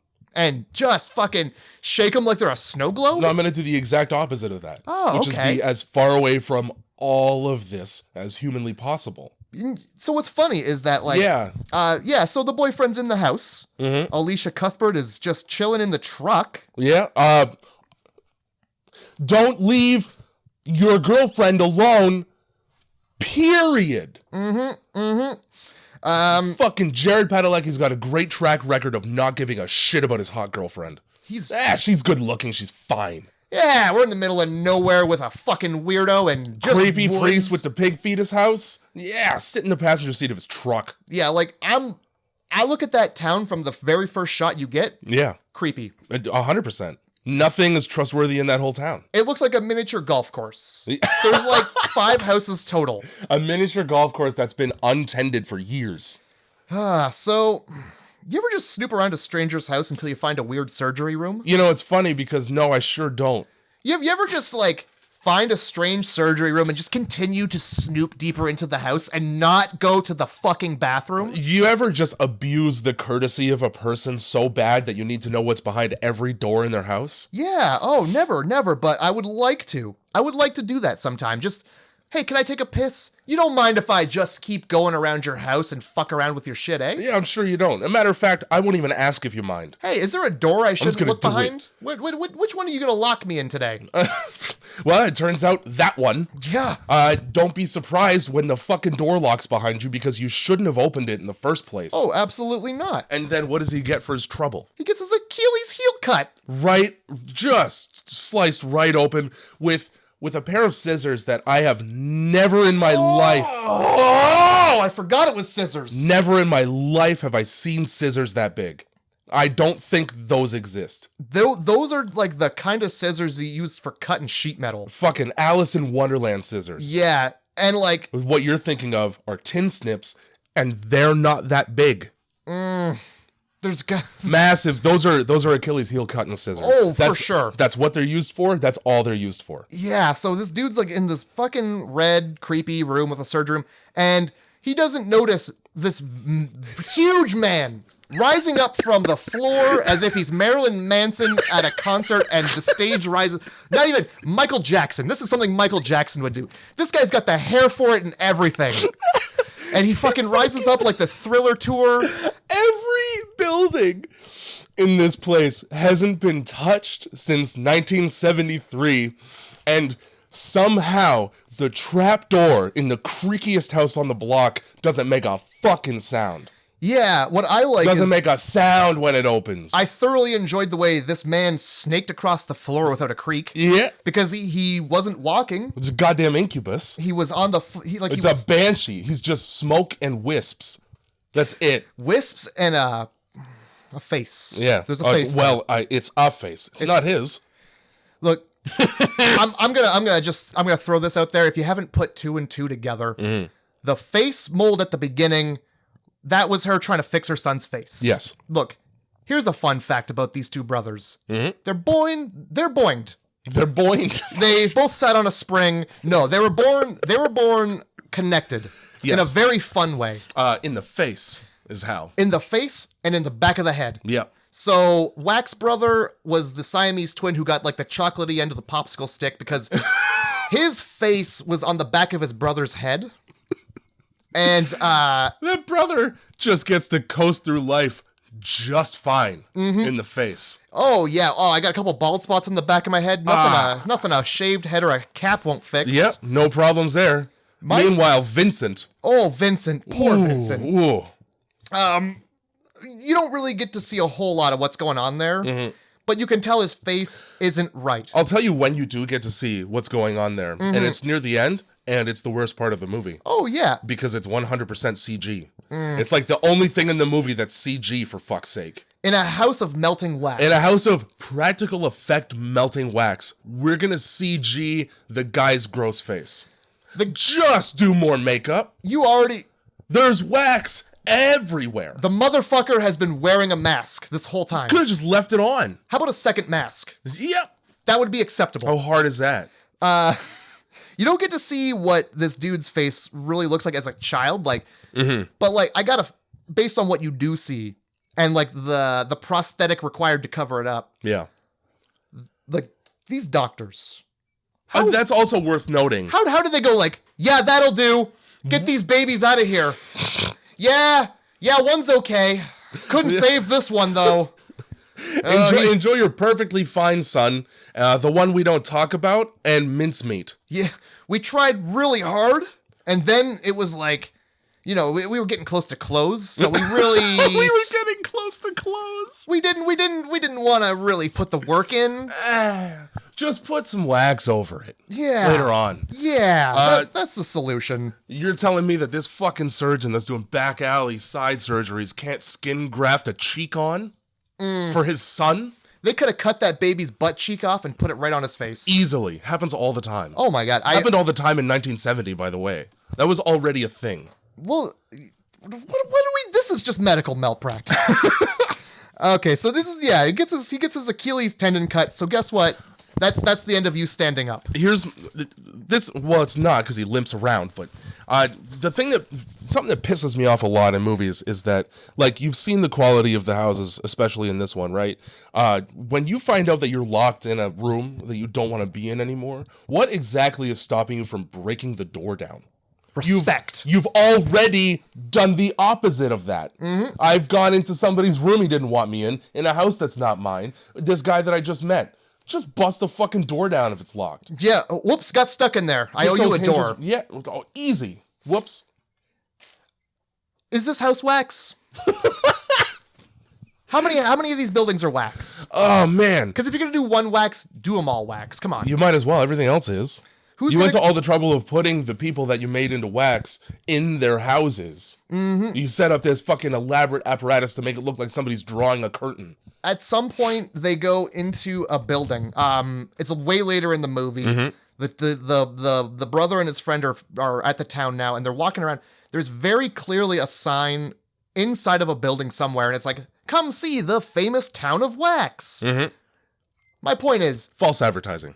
Well, no. If it's all wax, fucking just walk through the wall. Man versus candle. Man wins. It's so, dude. Wax ain't that hard. All right? Yeah. Later on in the movie, you see how soft wax is indeed. Oh, it becomes runny. And it sure does. Real easy to just walk through a door. Yeah. So the boyfriend gets stabbed. It doesn't go well for him. No, it doesn't. It doesn't go well for him. And then Elisha, I forget if we mentioned it, but it's revealed that the truck that Elisha's in is the truck that they busted the headlight on. She gets out for half a second, sees the busted headlight, and then gets back in the truck and locks it. Smart. Boogeyman can't get in if the doors are locked. She goes, "I'm waiting for my boyfriend," as she locks the door to someone's property. Yep. And then is surprised when he gets in. Yeah. When he makes his way in there. He's a mechanic. I don't think fixing this window is going to be You know what? Bust that window wide out so that I can get into my own truck that you've locked me out of. Yeah. I mean, that's pretty concerning. Murderer or not, just a rude thing to do to a person. But like, hey, if you're going to break a window, you should probably be like, I don't want to scare you, but I need in. This is not about you. This is about getting in. Also, like, so she, when she discovers that, tries to get away in the truck by just turning it on and cranking it. Yep. And she promptly gets it stuck in like the only place on the whole property where you could get a truck stuck. Yeah, it was a very convenient ditch. Takes 5 seconds for that to happen. Yep. And so she gets it stuck and then the truck lights go on and the dude is just there banging on the hood. Yeah. I liked that. That was cool. You couldn't see him. Truck lights goes on. There he is.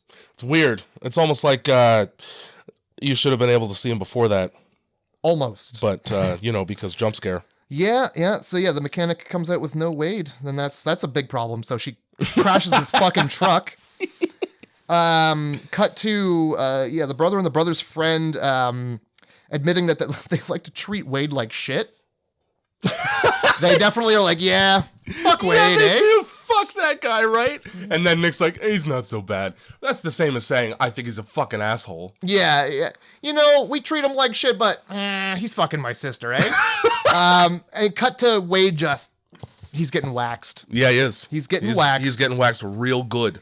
For some reason, there's superhero music, like the type of music that I would picture being in like The Dark Knight, while this guy's just stitching a mouth shut. I didn't notice that. I don't know why they chose to add that. You could have just not had any. It would have been a way more effective scene. You could have. But yeah, no, he gets put in the fucking bear trap head thing from fucking Saw 2. You know what that is? What is it? So I'm pretty sure, I'm like about 90% sure, they use that when they find a human skull and they want to reconstruct the face because it shows you the depth of the flesh. You are dead right on that.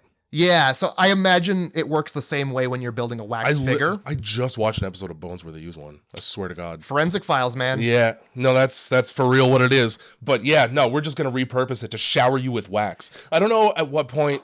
Now,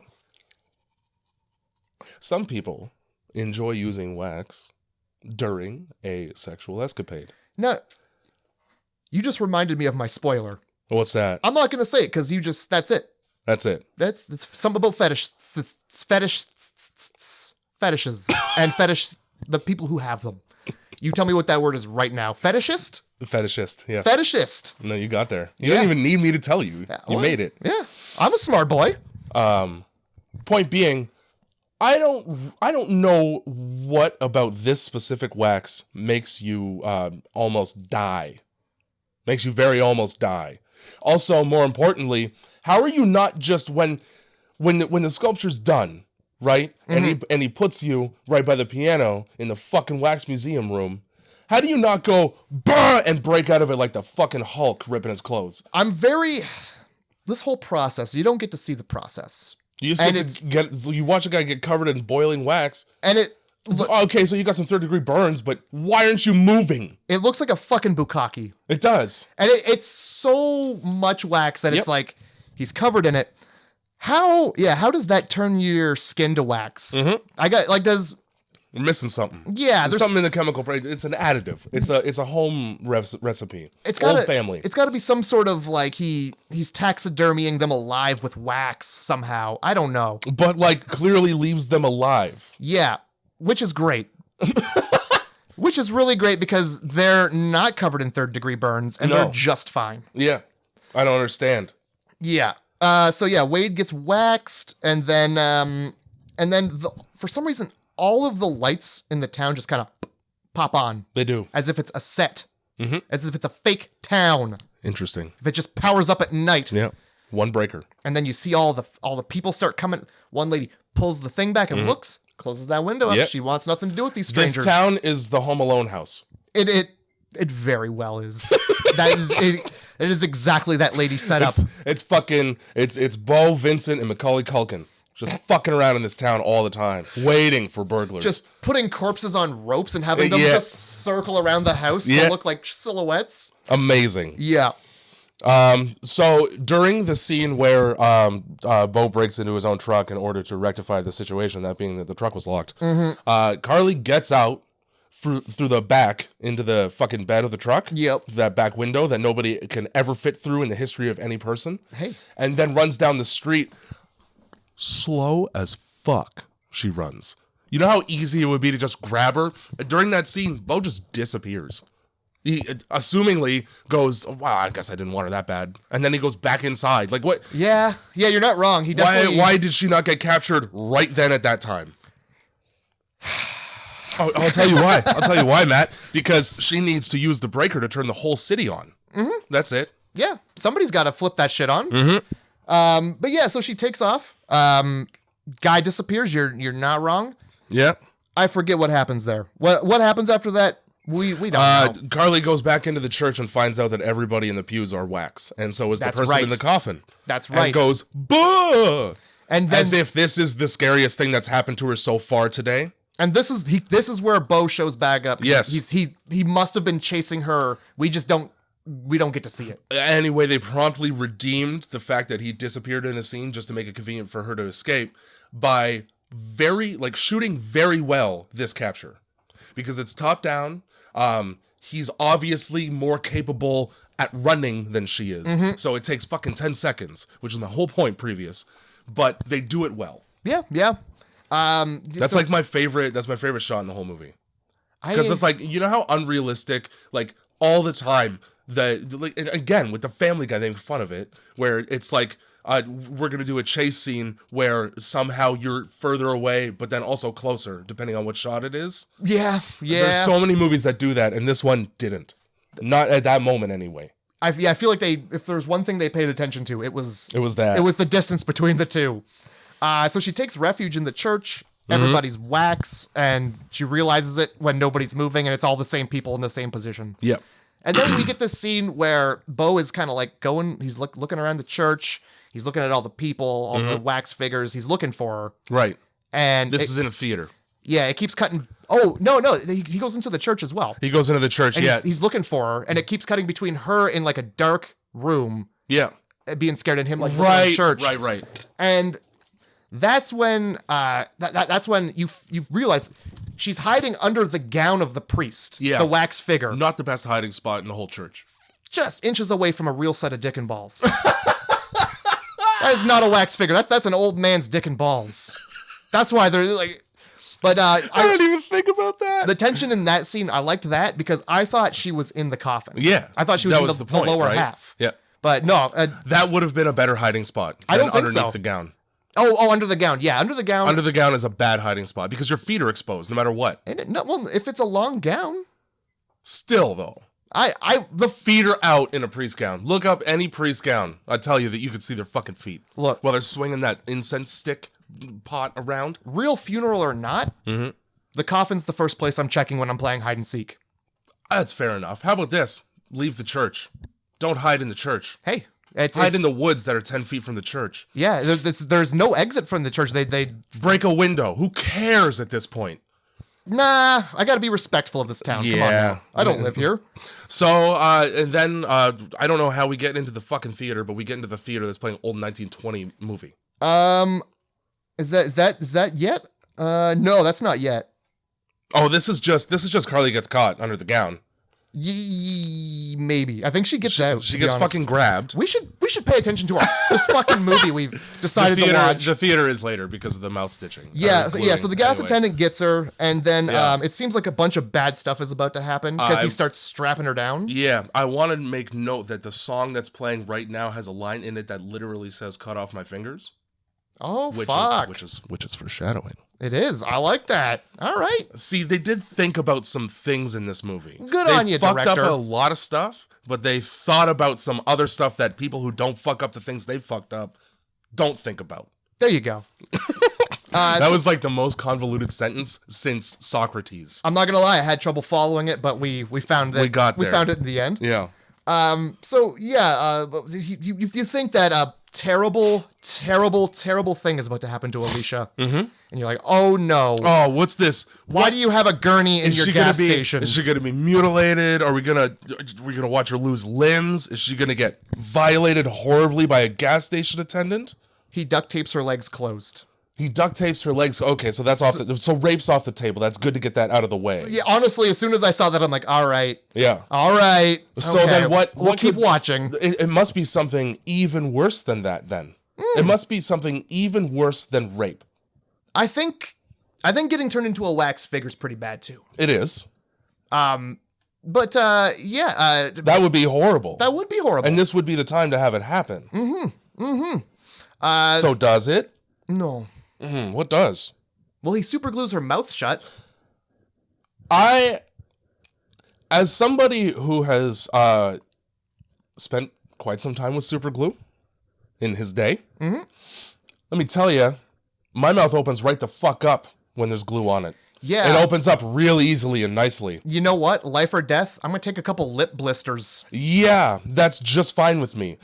He spends all of like 10 seconds holding it shut so that the glue holds, but like, here's the thing though, hold or not, I'm opening my fucking mouth to yell. Yeah, right away I'm doing that. Unless you're holding the top and bottom half of my head, I can still flip my top part way open. Yeah, super easy. Even if you're holding my jaw shut, I bet you I can move my lips still. Yup. Glue in your face.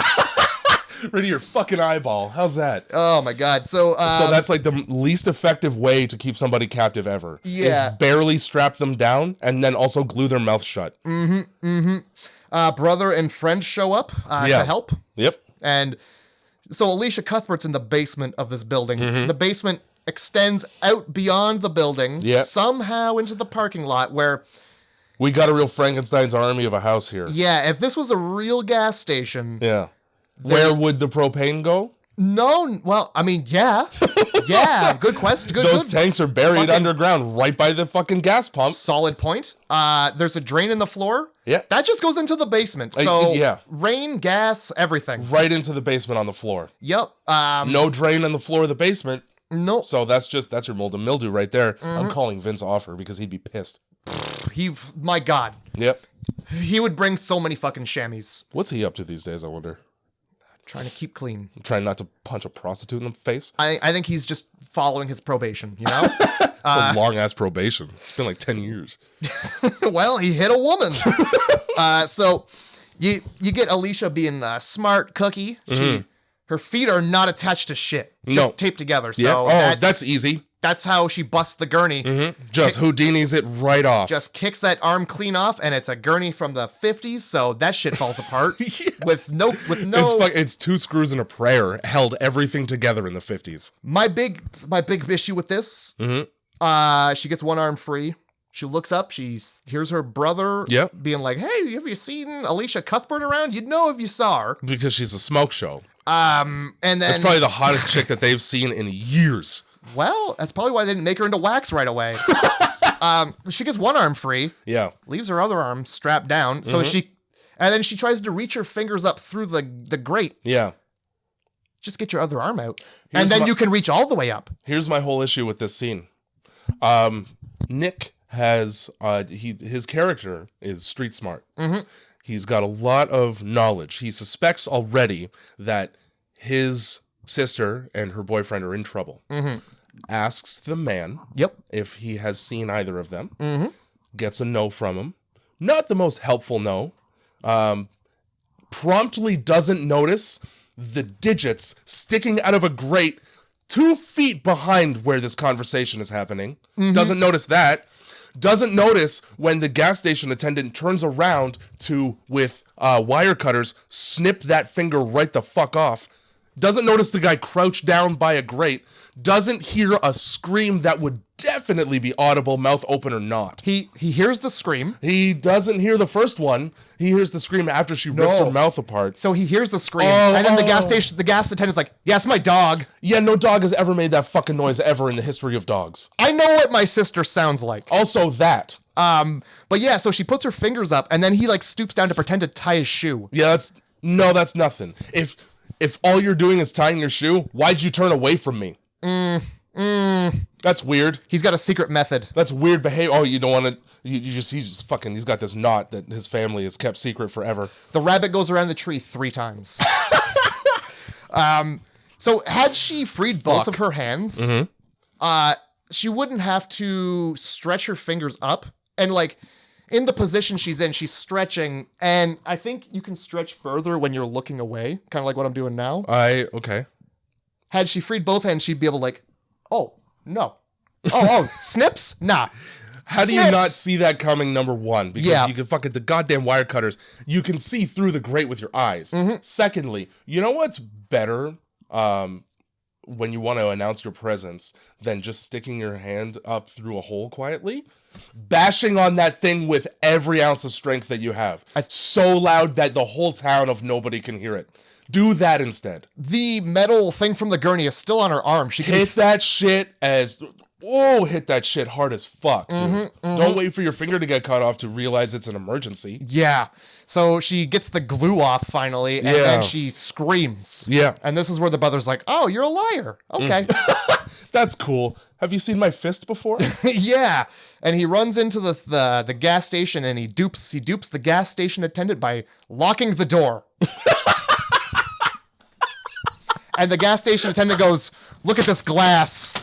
I can't get in there. I just broke my own truck's window, but this glass is impenetrable. Motherfucker." Oh my God, dude. And then, I did notice that. yeah, and so the brothers got time to run through the the gas station, Yeah. get to the garage door and slide it down before that dude has the time to take 2 steps to his left. Yeah, because that's where the fucking garage door is. That dude ran all the way through the entire store. Yeah. Yeah, that did happen. Just to put a screwdriver in there to lock him out of there too. That sure did happen. I just saw my notes where during that conversation, I just wrote down in quotes, "What are you doing by that grate?" Because how would you not ask that? Yeah. Yeah. The fuck, man? Why am I hearing audible screaming literally right now? This town's weird. This sounds weird. Where's my sister? Oh my God.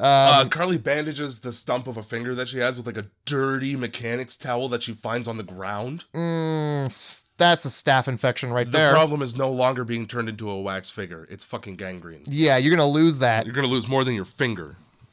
Oh boy, oh boy. Dalton goes into the fucking wax house and he just pulls a man's face off his face. That's not a man. That's the boyfriend. Yeah, it is. And Wade is a man. And yeah, oh, sorry. See, I was thinking you just a man, some willy-nilly fuckhead. It doesn't matter. I mean, it doesn't. It's weird that he has a wig on. That's what I noticed. He gets waxed. Yeah, he gets waxed. He full on waxes his whole fucking body. I remember that actually because I wrote down in my notes, that's a whole lot of work for just a Brazilian. God damn it. Oh my God. Totally spaced. Must have skipped right over that number. Yeah, holy shit. Yeah, so he gets waxed. Yeah, Dalton shows up to this thing and he's like, this guy looks a lot like, oh my God, it is him because his eyes are moving. Yeah, and he's because his fucking eyes don't touch him. Let me get you out of there. With my bare hand. And he just starts peeling his skin off. Yep, he sure does. And right off. And it comes off so easy. And you know what? He doesn't stop. No, he doesn't. He doesn't stop after the realization. Just, oh my God. Oh, sorry, Let bro. me continue. It's like when you have a hangnail and you just keep pulling at it. Yeah. You're only making it worse. Until eventually you have a horrible line all the way up your thumb. Yeah, and then this is where Vincent or whoever. Yeah, it's Vincent. Moldy face comes in and. This is the second purpose for those scissors. Is to put them right through somebody's neck to remove their head from their body. Also, this is there was a couple references to other movies in this movie. This one I noticed the most is a reference to The Burning. Which is a movie from I think 1976, which is essentially Friday the 13th, except the guy has a giant pair of scissors. I see. And I believe there is a very similar kill in that movie, but I do remember from the trailer that whole plunging motion with open scissors is right from there. So nice little shout out. Were those scissors? I thought they were just 2 badass knives. Oh, no, that's exactly. They were scissors. Okay. They were 2 badass knives bolted together. Okay, I didn't see the bolt, but yeah, there's a bit in there where Dalton, I don't know, his spidey senses kick in and he realizes that this dude's right behind him. Yeah. And he's about to swing. And he swings that blade and Dalton moves out of the way and it just slices a big old chunk of that guy's face off. Yeah, it does. And he's just got to sit there and be like, ah! Oh, my face is gone now. How about I play you a jaunty tune? I don't really like my face, but... The guy likes chopsticks so much, fucking Vincent should have just put him at the piano. For fuck's sakes. Yeah, so the Red Hat gets thrown down a flight of stairs, and it's like a waxy catacomb. Yeah, it is. It is. And that's where he gets his fucking head cut right off. That's also what I'm saying is like fucking... It's 30 candles in a wax hallway. Yeah. What do you expect? Yeah. How? It's gonna fall apart. How is it not? Already. Good. Yeah. So then we get to the dumbest part of the movie. The dumbest part of the movie in this case is, for no reason, cutting back to Blake and Paige, just hooking up. Hooking up in the tent still, despite the fact that all of their friends have been gone all day with no explanation. And music playing on a stereo, but the car is on. Maybe it's Bluetooth. Oh, that's going to drain your battery. You have one car left. Hey, man, stop poking holes in this movie. Nothing, not even a cell phone call from my friends who are missing is going to interrupt my ability to get sick, mad slurp from Paris Hilton right now. But you know what does? The music stopping. Yeah, bummer. Which, by the way, how did the music stop? How did the music stop? Also, bad music choice. Yeah. Bad music choice for banging. How did the music stop and then you not die? Like he went up there and the music, he just had to hit play again. Yeah. And that's it. And then he like looks at the phone. He's like, oh, there's a missed call. Let me listen to that. Oh boy, that doesn't sound good. Well, Paris, it's time to go. I get mad because I think, first of all, Paris gets trucked, but that's later. How do you not, tents are loud as fuck. How do you not hear somebody else in the tent? What do you mean? Well, Blake gets a blade stomped right into his fucking face, I think. At some point, yeah. Yeah, so that whole scene, but I'm pretty sure they're in the tent. Either way, my point being, there's no way to be sneaky when you're camping. No, not really. No, especially when you're in the tent and you don't know what's out there, it's not very sneaky. Not at all. It's very much a structure that's usually brightly colored so you don't die. It's loud when you roll over. Yeah. You ever unzip a tent? Dude. Yeah, a jet might as well be flying overhead. I can hear that shit a mile away. Holy shit. I don't remember why I wrote that down as a point, because I don't remember that scene very well. Yeah. It must have been forgettable. So Paris wakes up to Waxman right on top of her. That's why. Yeah. How do you not hear that? How do you not hear somebody getting into the tent? How? Yeah. No, I'm with you. Now that up, surprise! No, it's not one, because I heard you 10 minutes ago getting into the tent. I've been laying here hoping you would just pass by. Yeah. No, now that I know what you're talking about, That's what it was. Thank you. Yeah. We got there. Also, Blake just went outside to like check the phone. Yep. 10 feet away. How long? How long was he out there? Because Paris is dead asleep when she wakes up to this guy on top. They were just fucking. First of all, Vicodin is a hell of a drug. Secondly, moreover, not the most egregious part being that she fell asleep so quickly. I mean, after a night of lovemaking, you're going to be fatigued. That's true. How far away did you park the Escalade that you didn't see a man get in the tent with your girlfriend? Far. It must be fucking across the country. It's I have never responded to a voicemail with so much of my attention that I didn't hear my surroundings. I barely listen to voicemails. Exactly. But no, yeah, he's balls deep. Well, you know what? He got fucking stabbed in the neck. He did. And then he got stomped in the neck with a blade, actually. Well, so good. So Paris somehow slips out from underneath Wax Boy. Yeah. And runs off to find Blake with a blade right in his neck. And so she runs, and then Wax Guy comes out and he's like, wait a minute. And he just stomps on the blade a little more, like that wasn't in there all the way. There Fuck we go. You. Now we're good. Double tap. Yeah, and so Paris runs and she just finds a factory. Here's my problem. The lights are on. Yep. Find a better hiding spot. Mm-hmm. Find a hiding spot in the dark. Hey. Where people can't see usually. Maybe get your own ideas for movies. If I wanted to watch the Texas Chainsaw Massacre, I'd fucking watch it. Yeah, for fuck's sake. If I wanted to watch a girl being chased by a man with a fucked up face into a factory, I'd just watch the Texas Chainsaw Massacre. And it would be great. Yeah. It's the exact same thing. At this point, I wrote down Paris Hilton can't act worth a shit. Because up until this point, all of her job has been to just recite lines jovially. Now she needs to look scared. She doesn't do that. She looks concerned. She looks about as concerned as one would be finding a spider on the front porch. It's already outside. Who cares? I really enjoy, she runs into the factory, and if you look around, you're seeing all these cars. This is cars from people who they've fucking killed and made into wax. Big box of cell phones. Big old box of cell phones. Let's try 2. No. Let's crouch between the box of cell phones and a table that... She's not even hiding. She's not. She's just sitting down. Her head is poking up above the table. Fucking fucking worst game of hide and seek ever. Yep. Or best game if you're the seeker. And because she's really bad at hiding, what does she get? Well, she gets the kind of see. There's a joke here about how useful her mouth became.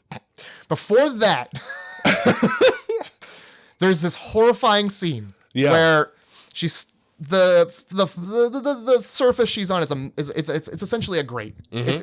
And the dude is just stabbing knives up at her feet. Yeah, he's doing that. And he gets her in the ankle too. Yeah. I don't know what it is with these guys, and just I need to get near that heel. I got to be a part of that. This is another fetish thing. Yeah, it must be. But so she manages to escape that, and then what? I was writing, so I missed how it happens, but what I know is a pole of some kind goes in one hole and makes another. So Paris picks up this pole. Yeah. And that's going to be her weapon. That's funny. She's disarmed. Lo and behold, right away. A gigantic monster man just pulls that pole away. No problem with that. So she goes to run. Little did she know that this guy, he's got a fucked up face. Yeah, he does. He's also a fucking athlete because he heaves that pole like a javelin through her goddamn head. Oh, I'm pretty sure I wrote javelin too. Yeah, that's hilarious. It goes through her fucking right out the other side, and then she falls forward and lands on it, and it goes right through her whole skull. Entry wound, exit wound. Right here, I found it. Number 126 in my notes. Nailed by an Olympic javelinist. Yeah, and she fucking slides down that pole like a stripper who just also had a pole go right through her skull. Yep. It's beautiful. Also wrote down, because how does she get that pole? She has to like break it off, right? I don't remember. Anyway, there's all like that whole scene is just prep for her to have a weapon. And then she has one chance to use it and she fucks that up right away. You know what? For being in the movie for like 10 minutes, I think that was enough. Yeah. No, it was good to watch her die so I didn't have to worry about her being in the rest of the movie. No, it was a perfect amount of Paris Hilton. The fact it's really weird that everybody remembers this movie for like the Paris Hilton movie. No, it's the goddamn Elisha Cuthbert movie. That's 100. That's She's the main character. It's not Paris. Fuck Girl Next Door, House of Wax. Yeah, I was going into this movie thinking like, all right, I'm gonna have to watch Paris Hilton all day. Nah, you get to watch Elisha Cuthbert all day. The only thing you got to watch Paris Hilton do is basically what she did. Fuck and die.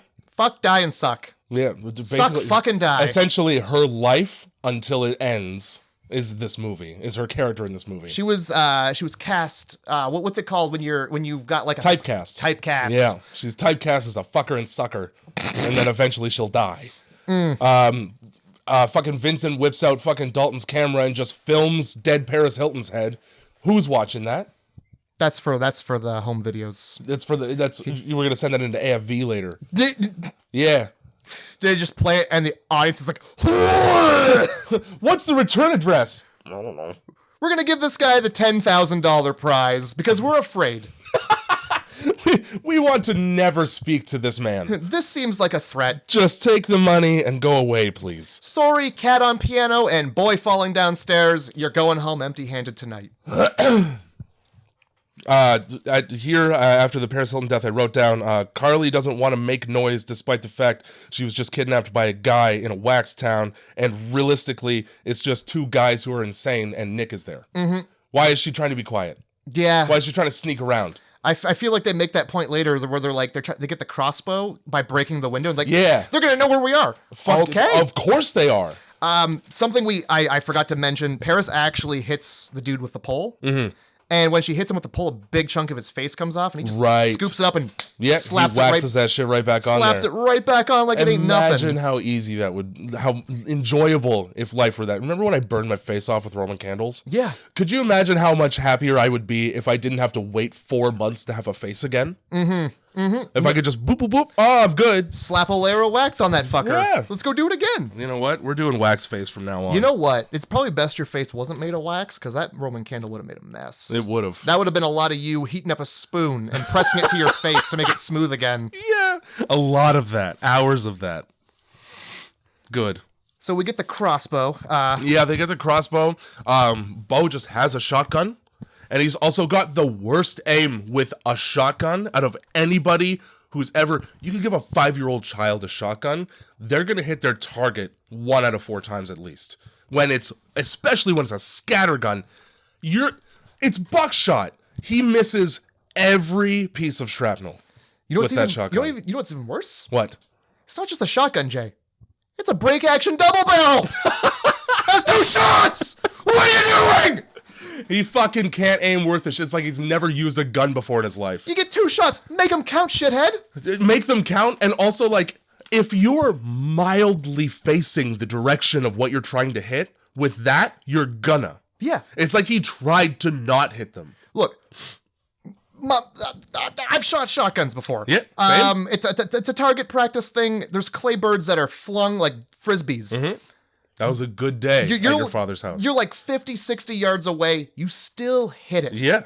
Even if all you have to do is be in the area. The further away it is, the more likely you are to hit it with at least 1 pellet. Yeah, dude. None.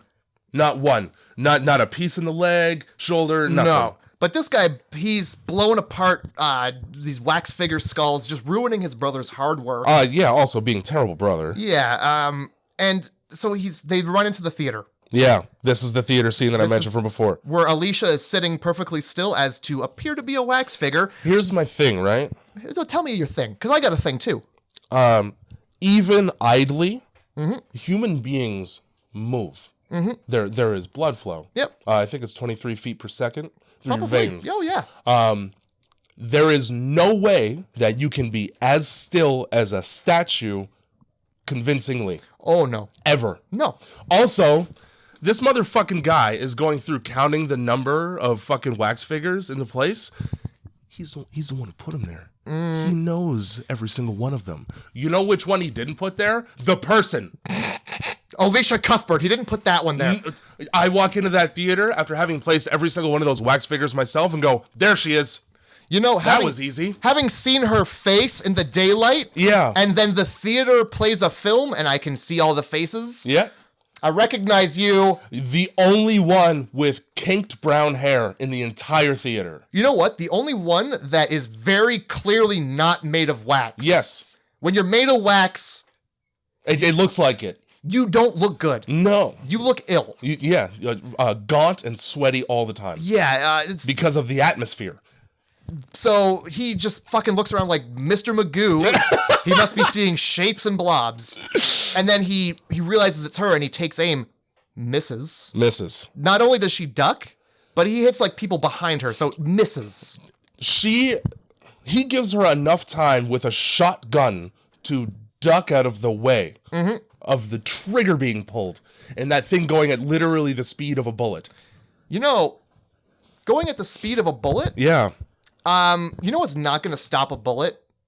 A fucking movie theater seat. Duck behind that. See what happens. Yeah. Enjoy the hole in your face. And then, so at some point, the brother comes out with the shotgun. Or not the shotgun, the crossbow, yeah. I don't know where the fuck he was. He didn't get spotted right away. Yeah, no idea. He must have been in the lobby getting popcorn.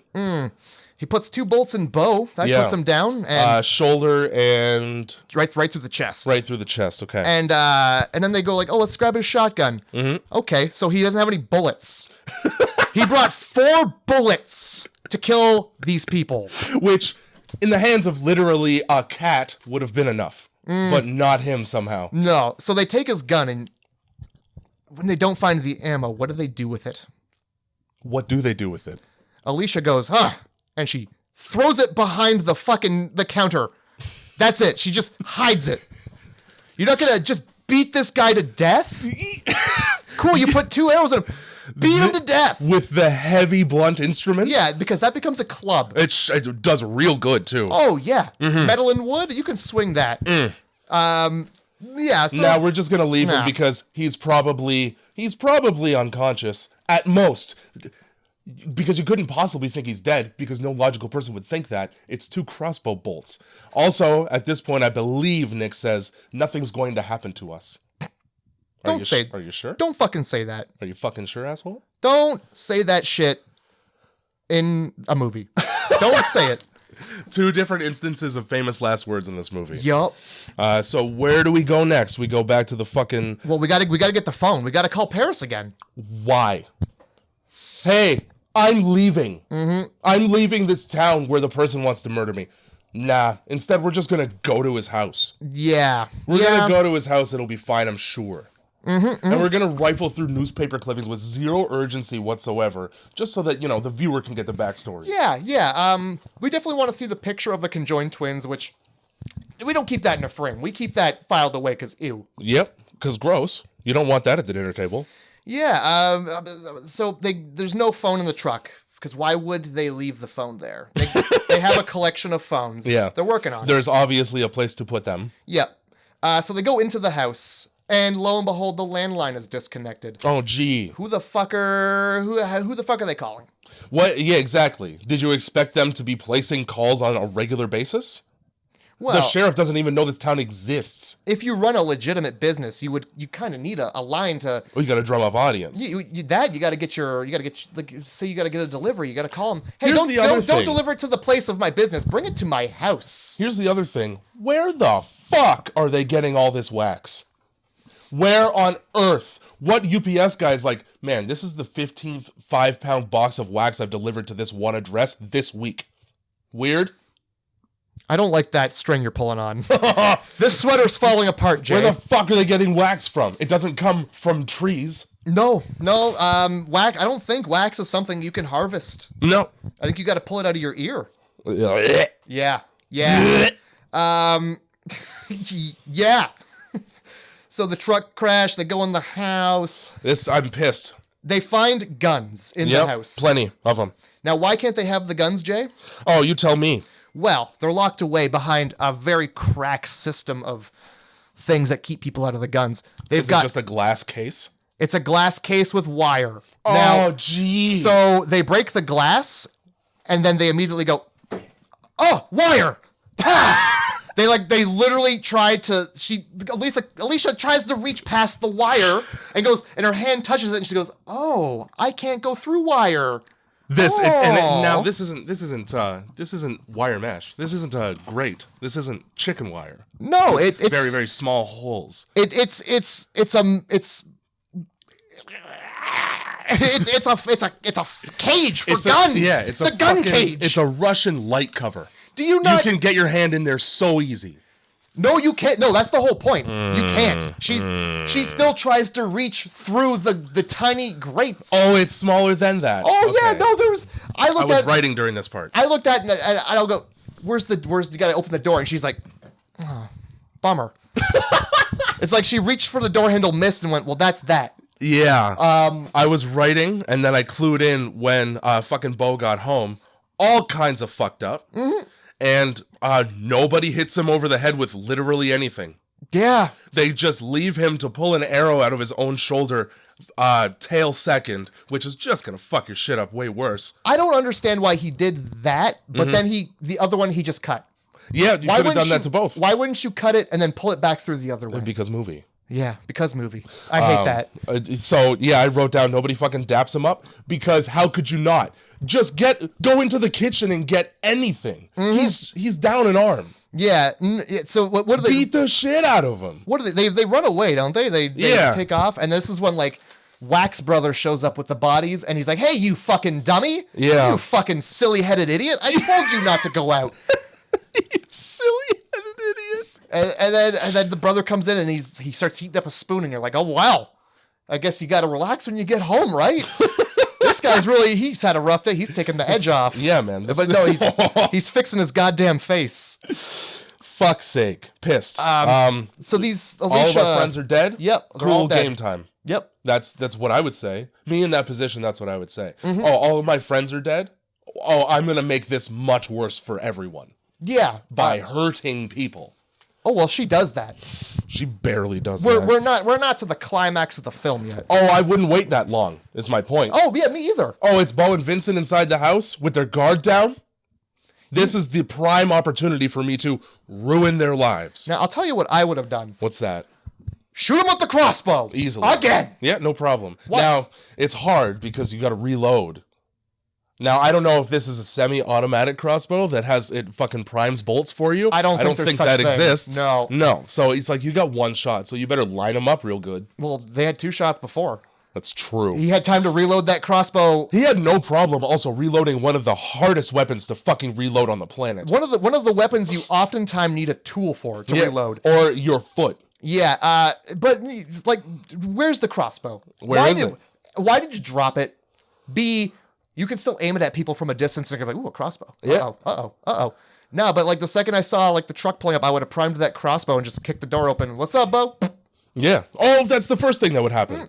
Also worth noting that during the scene while they're hiding in the house, Bo has no problem supporting himself with the arm that has a crossbow bolt in it. Mm-hmm. Well, it's just a crossbow bolt. Because he looks under the pool table and he fucking, no issue there. Shoulder works just fine. Oh, yeah. Well, it's just a crossbow bolt that... it's just a fucking huge hole. It's not only that. It's not just a bolt. It's the special bolts that are razors. Yeah, the hard plastic tail feather, and then the razor sharp pointed end. It's 4 razor blades that come to a point. It's for killing animals. Yep. It's not the nubbin end for target practice. Turns out you could just extract that from your own body, and you're just fine. So you know what I'm thinking is that the exit wound was way bigger than the entry wound, and he was just like, fuck it. Yeah, probably. It's already a hole there. Yep. So then we get this like conversation where you find out, the mother has started something that the brother is finishing. Yeah. But the gas station attendant brother wants apparently nothing to do with because he doesn't have a wax face. He's got really nothing to do with the wax. He's just there. He's just around. Yeah. He's just there to be rude to his fucking brother. Worth noting that at this point, and this is something that I knew prior, but this is the point where you realize that at the beginning, in the intro, where you see the ornery kid, that's actually Bo. He's the one with the behavioral problem. And Vincent is the quiet serial eater. I didn't get that. Mm-hmm. I didn't get that. Are you sure? Yes. Okay. Because Vincent just keeps to himself. For the most part, anyway. He stays in the house. He chills. He fucking puts people in wax all day. Fixes his face occasionally. Son and of a Bo's the one bitch. going out, setting booby traps everywhere. Oh my God. This changes the film for me. Wow. I didn't even think about that. I was just like, well, obviously the monster's the monster. Well, Vincent, yeah, exactly. That's what you're led to think. Mm-hmm. And then, like, Bo's the one calling the shots. Yeah. Obviously. So he's the more energetic of the two. He's the more extroverted. Well, he's got the face that you trust. Yes. Because it's the only one that's whole. Mm-hmm. At the beginning, when they first get to the town, they walk up to a pet store and they see like puppies sleeping in a basket. Yeah. Those are fake. You find that out real quick. Those tails are automated and it's all kinds of That's the creepiest thing in the movie. It is. So yeah, they're running into these underground tunnels and they come across like a breaker board and they're like, well, let's get these lights on. Yeah. They start flipping it. The whole town's a disco. My thing with this being like, you're trying to escape. You're trying to be covert. Mm-hmm. Let's do the loudest call to attention thing. They're basically gone. Right? Mm-hmm. You run 50 more feet, you're at the tree line. You're done. Yeah. It's fine. You've made it. Let's go to the breaker so that anyone who's chasing me, who's looking outside, knows now exactly where I am because the entire town is controlled by one breaker. Not only that, they're in the underground tunnels under the house. Ooh. Like what you're doing is You're making your exact whereabouts known. Because these people, they live their lives in the wax town. They know the breaker. Yeah, exactly. I'll be right there. Yeah, let me just go to the breaker. So that's what they do. They fucking take off to the breaker. Yeah. And then what did I write? Wax person gets head blown off and gas station attendant arrowed. Yes. Okay, sorry. I'm reading old notes because That's fine. I wrote down when he gets all those arrows through him, it's like Aragorn in Lord of the Rings. That's funny. That scene where all the orcs just keep shooting him, and he's like, let me stand back up. Yeah, fuck this. Another arrow, huh? Yeah. I'm pretty sure it's Aragorn. I'm going to get an email, I'm sure. So yeah, they find somebody down there. Yeah. And then goes, I'll get you out of there?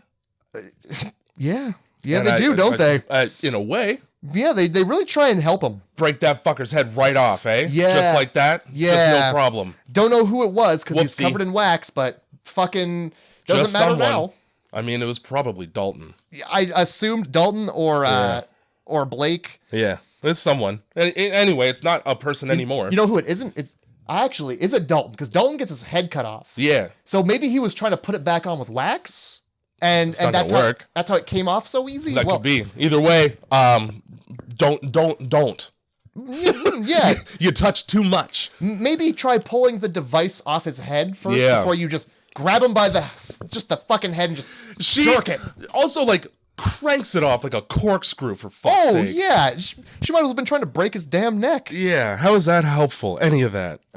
So, the brothers come downstairs. Yep, and now we get the Vincent fight. We get just an epic fist fight where somebody gets bumped into a lever that really cranks the heat up. Yep, that happens. You really want that heat bumping in this wax house. One of them dumps hot wax on the floor like it's a fucking, like that's gonna stop anybody from anything. Well, just walk over it. The wax catches. Why is wax combustible? Here's the thing. Probably with the chemicals that they're using, there is some flammability to this wax. Okay, because the wax catches fire and then they dump it into the grate. What I don't want to think is that whoever made this movie saw a candle and went, wax catches fire.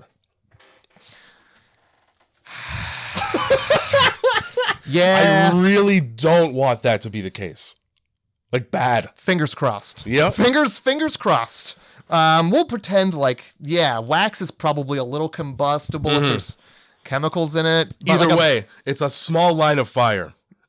Just walk over it. Well, just walk right over that. Well, yeah. Don't be horrified by it and unable to pass. It's like 2 feet high, this fire. You could just walk right through that. But it gives the wax face brother a little trouble. I mean, he can't get near that. But he does. He sure does. Oh, and did you happen to catch his method of traversing the fire? I did not. This motherfucker picks up a mattress and he holds it in front of him. He doesn't put it down over the fire. He puts it in front of him. He just holds it up in front of him and walks through the fire. I didn't pick up on how stupid. You picked up like the most flammable thing in the whole room. Not only that, the fire's coming from below. Yeah. Not in front. And now if you had put that mattress down on the floor, for example. Step right over it. Probably would have also doused the fire. Thus solving 2 problems at the same time. Yeah, nah. Now. I'm going to hold it up like I'm playing fucking Unga Bunga. That's it's another Family Guy reference. Yeah, no, this is Family Guy the movie. It must be. It's been 5 of them so far. Oh my god. Yep. My face is made of wax. Mm-hmm. I understand the nature of it because I use heat to fix it. Mm-hmm. Not gonna put this fire out in my wax house though. No, we're just gonna leave that to just be set ablaze further in the entire wax house. Let's go get those 2 ripped young teens. I have more important things to do than worry about the integrity of my wax house. I deal with this face all day. I'm sure it's fine though. Yeah. So they're running through the house, and there's a scene where they come across Alicia's boyfriend, who's wax. Mm-hmm. She's not really upset by that. No. She's much more... she was way more upset when she ripped that guy's fucking head off. Yes, that's true. Yeah, no, she's like, oh. Bummer. I gotta go. Sorry. What she does do is stand there long enough to be open for just a fucking punch right in her puss. Woo! And that doesn't happen. Well, I mean, he does punch her in the face and not the puss. Yeah. I feel like that'd be a weird place to go for. I mean, it depends on your aim. You have to be down low with a big old uppercut. I think when I wrote it, my point was more so, why would you stand there long enough to let that happen to you when you're urgently trying to escape for your life? Yeah. Duck a fist. So when I wrote puss, I took it too literally just now. And you know what? That's okay because I just wanted to clear because I feel like... Yeah. Oh, what the fuck? Oh my god. Yep.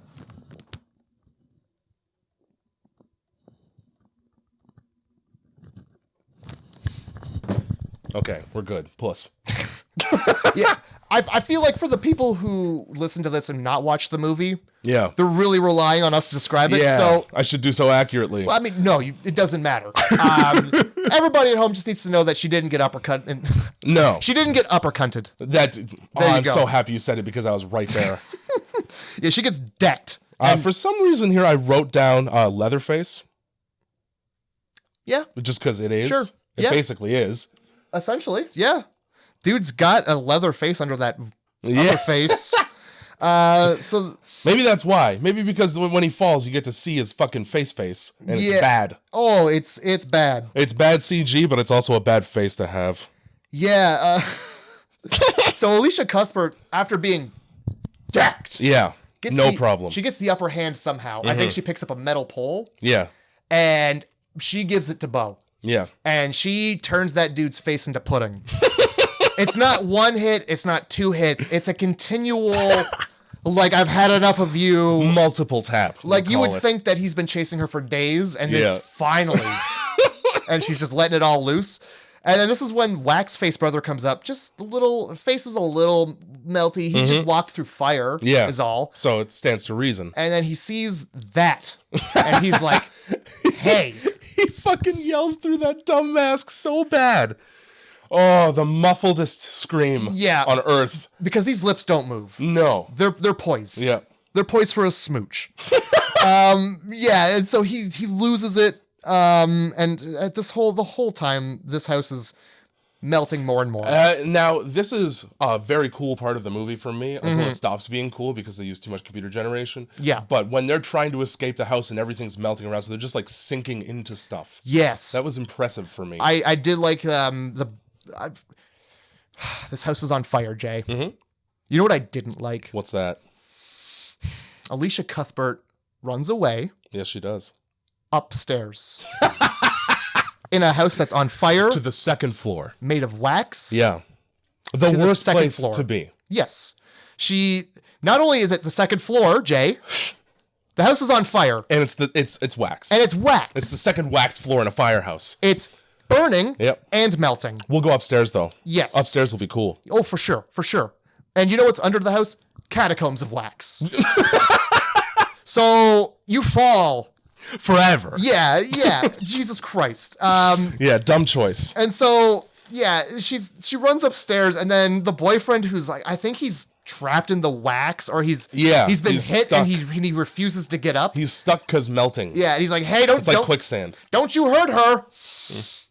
Or else you're gonna get it. Just picture him fucking shaking his fist from the basement, like Jackie Gleason. Yeah, like one of these days, Alice. Knees deep in wax, just like, hey now. Yeah. So they go upstairs, and you're getting like clips of like the wax figures melting. That's pretty sweet. It was, yeah. I described it as effectively horrible in my notes. Oh yeah. And there's like it just looks like people melting. It kind of looks like what people would look like had they actually been melting. Also wrote down, why would you continue to climb upstairs in a waxy house, bitch? So right there with you on that. So she runs into this room. She closes the door, made of wax, in the slowly melting house. You don't have to do that. No, you don't. You don't. You just leave it. Because honestly, guess what? That doorway in 30 seconds, it's not going to be there. It's going to be a droopy doorway. Yeah, at best. And this is where you get the scene. It's fine. Yeah. It's a fine scene. Whatever. She moves a cradle in front of the door. A cradle on wheels in front of the door. That, if my memory serves me correctly, Jay. I'm sure that it does. Correct me if I'm wrong. I will feel free to do so. I want 100 emails if I'm wrong. Yep. This door swings outwards. Does it not? Does she not pull it closed, or she push it closed? I don't remember. I don't remember. I think it's a pull. Either way, a cradle on wheels is not going to stop someone trying to get in. No. No matter what. You know what else isn't going to stop someone trying to get in? What? The door. No. Because we're in a house of wax. Yeah, he kind of cuts through that shit like butter, doesn't he? Yep. He wouldn't even necessarily have to do that. No. You could just walk into the room that's now a much larger room because there's no walls left. And if anything, he's just going to get stronger because it's more wax. Yep. No, that's true. That's the source of his power. Who knew? And in the cradle is a wax sculpture of these conjoined twins. Yeah. Which when he cuts the door, it goes right down, right where they were separated. Apart. It's fine. Yep. Okay. Right on your nose with that. Sure. Directly on the nose. That's... Okay. It's just fine is all it is. It's not good. It's not... It's something, all right? It didn't take away from it, but, like, I get it. So you get fucking shitty CGI face that you get to see. Again, just put another mask on under the mask. Yeah. And then, the house continues to melt, and the gentleman falls into the basement on top of his brother, where he belongs. Because this is the South. And no redemption arc for Nick whatsoever, despite the fact he started out as a criminal and you're supposed to feel as though he became compassionate slowly over the course of the movie. Nope, he's just a parolee, and they're fine. Yep. Also, not all that upset about the fact that everyone is dead. Everyone. I don't know if it's like, it's at the point where it's just like, thank God we're alive, or if it's at the point where it's like, wow, that was crazy. Forgot, and then they go like, oh no, our friends. There's a bit in there where before the dude falls, she's like, please don't kill me, please. Yeah, that's gonna stop him. And she like jumps on the bed and it's all melty. Why would you do that? Yeah, that's a great question. Please. Also, now you're just getting waxy. Please. Yeah. And he falls, and then listen. I'm listening. It took them how long to figure out that this house is made of wax? You can claw through it. Yep. It's not brick. It's not drywall. Nope. You just open it right up. and you're outside, just scoop like it like that. ice cream. So they're upstairs and they're like, oh man, this house is on fire. Wowee.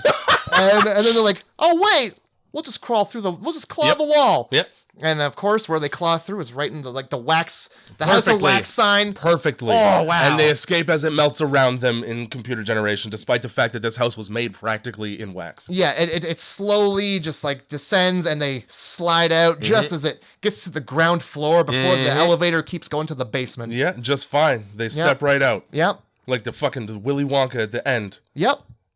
And there's your climax right there. Yeah. Hope you liked it. Yep. And then what? It's just cut to cops, right? Yeah, cut to cops and them talking about how nobody knew this town existed. You get to see the third brother just wave, even though both of his brothers are fucking dead now. Yeah. He's just cool. I hated it.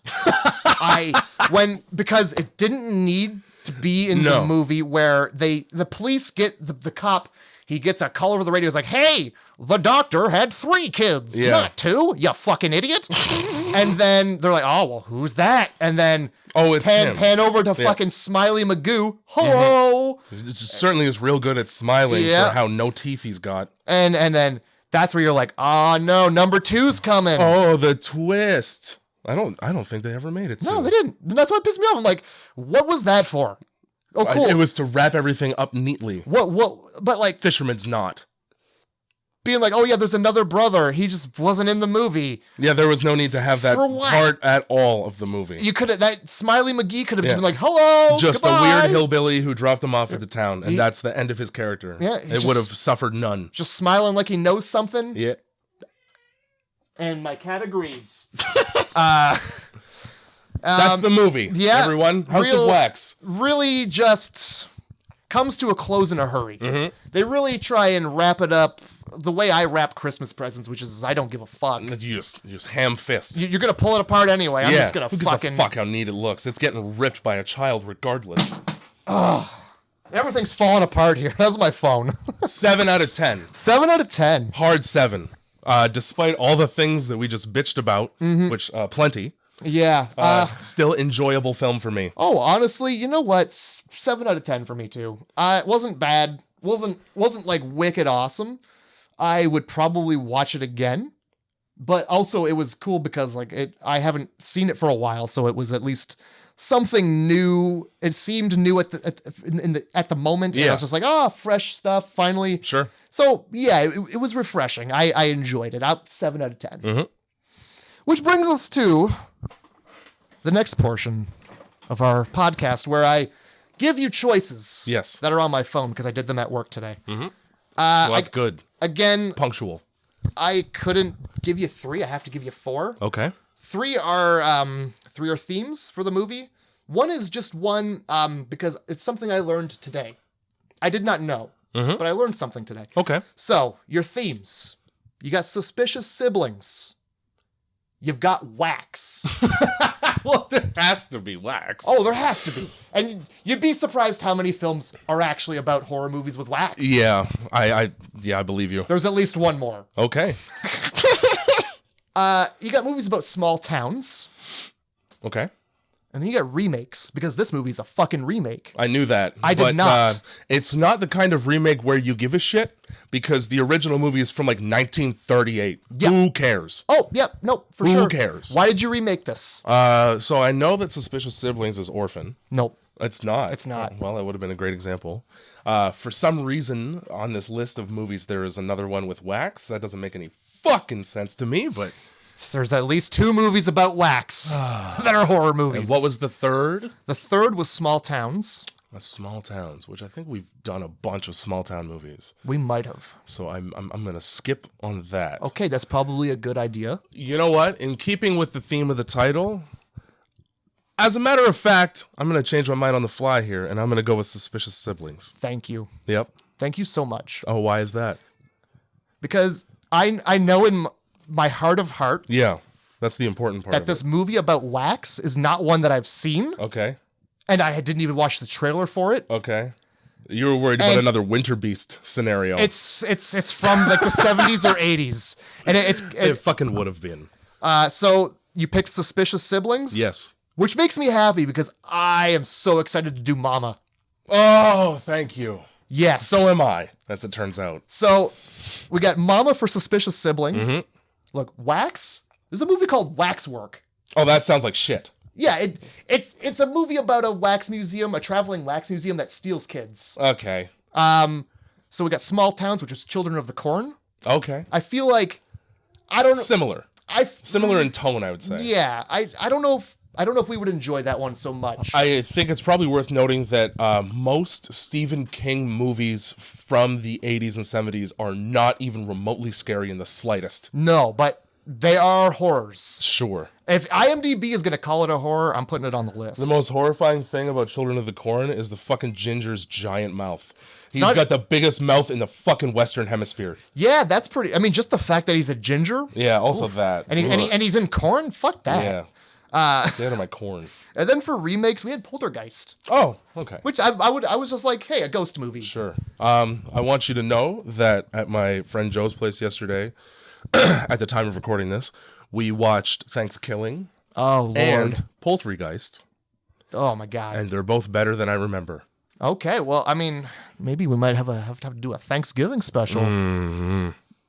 It's tough not to. It's tough not to with Thanksgiving, man. Yeah, I mean, Fuck, that movie's good. We've missed Canadian Thanksgiving. The only problem with Poltergeist that I forgot about is that it's a goddamn musical. Oh, no. Yeah. That's going to be rough. Mm-hmm. That's going to be very rough. I refuse to do anything musical related for this. What about Tasting the Biscuit? I refuse to taste that biscuit. I don't want that old lady's biscuit, dude. Taste the magic. I don't know what she's talking about, but I don't want anything to do with that buttery biscuit. Fuck, that song. That's so good. Nobody's going to know what the fuck that is in a month and a half, by the way. Fine. That's all fine. So we've got, maybe we'll do a Thanksgiving episode. We got Mama coming out. Let's stay here. Mama. That is not the same thing. And then we got a Halloween episode coming out, a viewer's choice. Mm-hmm. We're not going to tell you what it is, but it's going to be sick. We've picked it already. Yep. And we're prepared. Grindhouse Movie Club. This podcast was 2.5 hours long. Yeah. I'm just doing this to draw it out, so it's going to be our longest one. And I want to say about now. Oh, it probably has been for some minutes. You want the podcast? I'm exhausted.